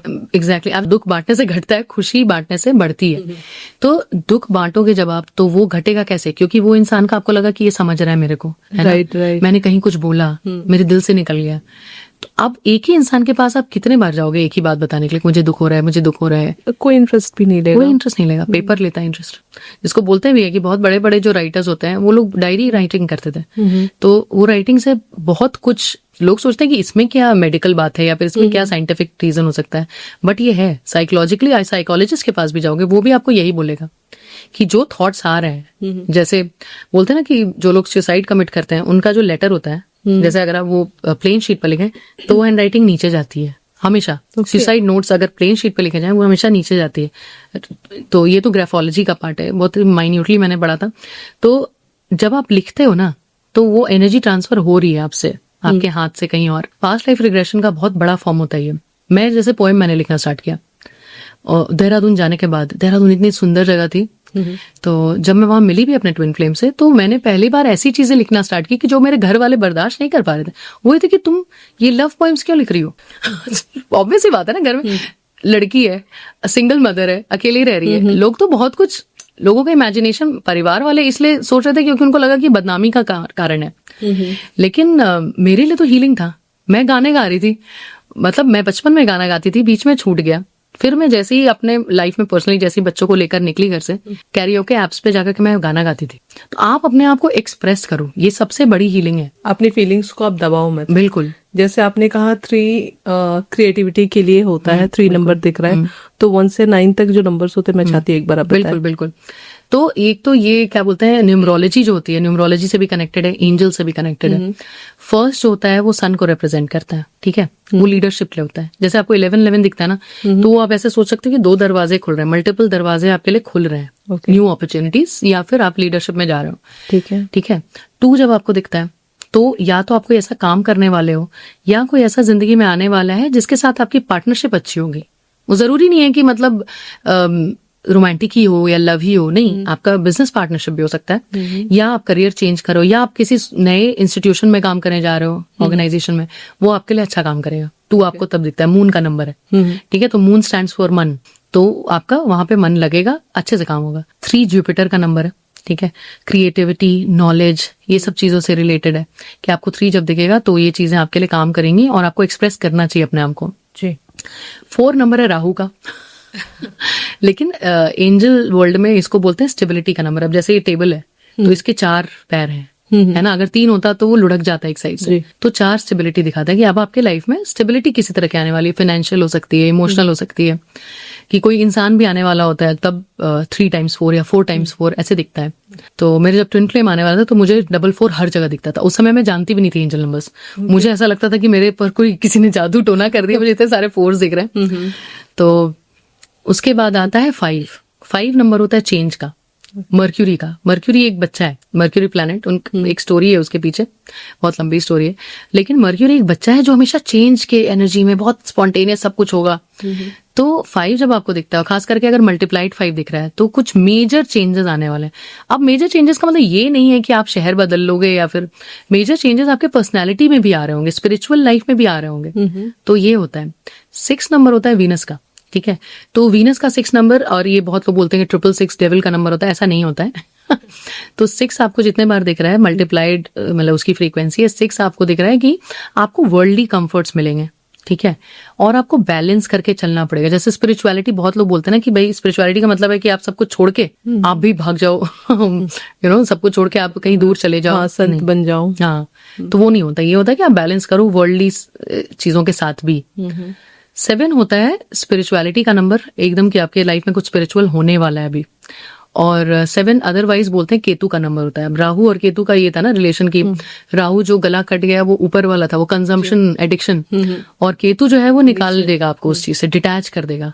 तो स्पिरिचुअलिटी का नंबर होता है। ट्विन फ्लेम्स जब जैसे आपके वापस आने वाले होते हैं लाइफ में, तो बहुत मल्टीपल 7 दिखते हैं, बहुत सारे 5-6 7 एक साथ। और उसके बाद आता है आपका 8। अब 8 नंबर थोड़ा ट्रिकी है। 8 इसलिए ट्रिकी है क्योंकि वो शनि का नंबर है और but Shani is also money, क्योंकि शनि जो होता है सैटर्न होता है, आपको पहले हार्ड वर्क करवा के आपको कर्म का फल देता है। जी जी, जब वो जाते हैं लास्ट में। बिल्कुल। अभी जैसे मेरी महादशा चल रही है, शनि महादशा, तो क्या होता है कि इसमें आपको कर्म फल दाता वो कर्म का करवा के फिर फल भी देकर जाता है। अबंडेंस का भी नंबर 8 है, और अगर आप 8 को गिरा दो तो वो इन्फिनिटी बन जाता है। तो इसीलिए 8 नंबर बहुत पॉजिटिव साइन होता है। फिर आता है 9 आपके क्लोजर्स का नंबर होता है कि आप कुछ चीजें खत्म कर रहे हो अपनी जिंदगी में, ये वाला साइकिल खत्म हो रहा है, या जैसे आप कहीं काम कर रहे थे और वहां से आपने रिजाइन दे दिया, या आप सोच रहे हो, तो आपको 9 अगर दिख रहा है तो वो आपको बता रहा है कि हाँ ये खत्म होने वाला है चीज, ठीक है। और उसके बाद 10 आता है, उसके बाद तो 0 आता है। 0 ऑल्सो स्टैंड्स फॉर इन्फिनिटी। तो 10 या 10 या 100, ये जो होता है 1 के साथ जीरोस, ये उसकी फ्रीक्वेंसी मल्टीप्लाई कर देता है कि एक साइकिल पूरा कंप्लीट हो गया, अब दूसरी पॉसिबिलिटी आपकी लाइफ में शुरू हो रही है। ओके, तो अब इन सारे नंबर्स, रिपीटेड नंबर्स मुझे कई बार दिखते हैं, तो मैं कहती हूँ हस्बैंड से कि ये गुड साइन है, लेकिन इनके मीनिंग्स मुझे नहीं पता थे, जो आज मुझे पता चले। तो आज हम बहुत सारी बातें करें, बहुत सारी चीजें, बहुत न्यू एक्सपीरियंस था, बहुत अलग एक्सपीरियंस था मेरे लिए भी, आई थिंक मेरे व्यूअर्स के लिए भी। बाकी चीजें कहीं ना कहीं रिकनेक्ट होती है कि हमारे साथ जो भी हो रहा है, जैसे प्रेमानंद महाराज जी भी बोलते हैं कि जन्म जन्म तक चलेगा, जो आपके कर्म है वो आपको जन्म जन्म तक भोगने पड़ेंगे, और ये चीजें वही कार्मिक में भी आ जाती है। तो मैं चाहती हूँ कि वीडियो एंड करने से पहले आप हमारे व्यूअर्स को एक ब्यूटीफुल सा मैसेज दे। मुझे लगता है, क्योंकि जैसे मैंने आपको पहले ही बोला, मैं सारे व्यूअर्स को भी बोलूंगी कि सोल की एक डेस्टिनी पहले से होती है जी। और हम लोग सब लोग, कुछ लोग ऐसे बिलीव करते हैं कि सब कुछ हम ही कर सकते हैं, कुछ लोग ऐसा भी बिलीव करते हैं कि हमारे हाथ में कुछ नहीं है। लेकिन ये दोनों ही जो बातें हैं ना, वो इनकम्प्लीट है। आई थिंक एक डेस्टिनी चूज करके जब रखा जाता है आपके लिए, एक सोल का प्रिंट बना के रखा जाता है कि ये रास्ते पर, ये रास्ते पर, ये रास्ते पर जाना है। मुझे लगता है, मैं व्यूअर्स से बस ये बोलना चाहूंगी कि वो कितना फास्ट होगा वो आपके हाथ में है, आप कितनी अवेयरनेस से आगे जा रहे हो वो आपके हाथ में है। और हम लोग सब यहाँ पर कुछ ना कुछ भगवान से लेकर आए जो हमें देना है, उस चीज को रियलाइज करना बहुत जरूरी है। क्योंकि हमारे स्पिरिचुअल जर्नी का बहुत बड़ा पार्ट है कि आप जो आए हो, क्या आप खुद ही पिकनिक मनाने आए हो या कुछ और भी देने आए हो, उस चीज को जितना जल्दी रियलाइज कर लें वो उतना अच्छा होगा। क्योंकि अल्टीमेटली कर्म भगवान ही करते हैं। तो सबसे अच्छा होगा कि आप भगवान को सरेंडर करके इस जर्नी पर आगे बढ़ो, ताकि आपको भी पता चले कि कब मुझे क्या डिसीजंस लेने चाहिए, बात आपको मिले। बिल्कुल, क्योंकि कहते हैं ना कि हर किसी का जन्म किसी न किसी रीजन से होता है। जी बिल्कुल। तो उस रीजन को पहचानना बहुत जरूरी है। और वो सरेंडर करने पर ही होगा। खुद में आप सोचोगे कि मैं ही सब कुछ कर सकता हूँ, पता कर लूंगा, तो आपको क्लैरिटी नहीं मिलेगी। बिल्कुल बिल्कुल। तो भगवान को सरेंडर करें और अपने जर्नी को पहचाने कि मैं एक्चुअली क्या देने लायक हूँ, मैं क्या देने आया हूँ यहाँ पे। उस चीज को रियलाइज करके be of more use to others as well as yourself. Right. Thank you so much Arunima ji, आप हमारे स्टूडियो में आई, हमारे व्यूअर्स को इसके बारे में आपने अवेयर करा। तो व्यूअर्स, आज आपको ये वीडियो कैसी लगी हमें जरूर बताएं। क्योंकि हमारे लाइफ में देखो, जो भी चीजें होती है वो किसी न किसी रीजन से होती है। हमारी लाइफ में किसी का आना, किसी का जाना, या किसी भी चीज का घटित होना, शायद ये किसी पिछले जन्म का भी कोई कर्म हो सकता है हमारा। तो इन चीजों से घबराने की जरूरत नहीं है। आप खुद को पहचानिए, खुद से प्यार कीजिए, तभी आप दूसरों से प्यार कर सकते हो। और खुद के लिए हीलिंग जरूर करें। बाकी आपकी क्या राय है इस वीडियो को लेके कमेंट बॉक्स में जरूर बताएं। धन्यवाद।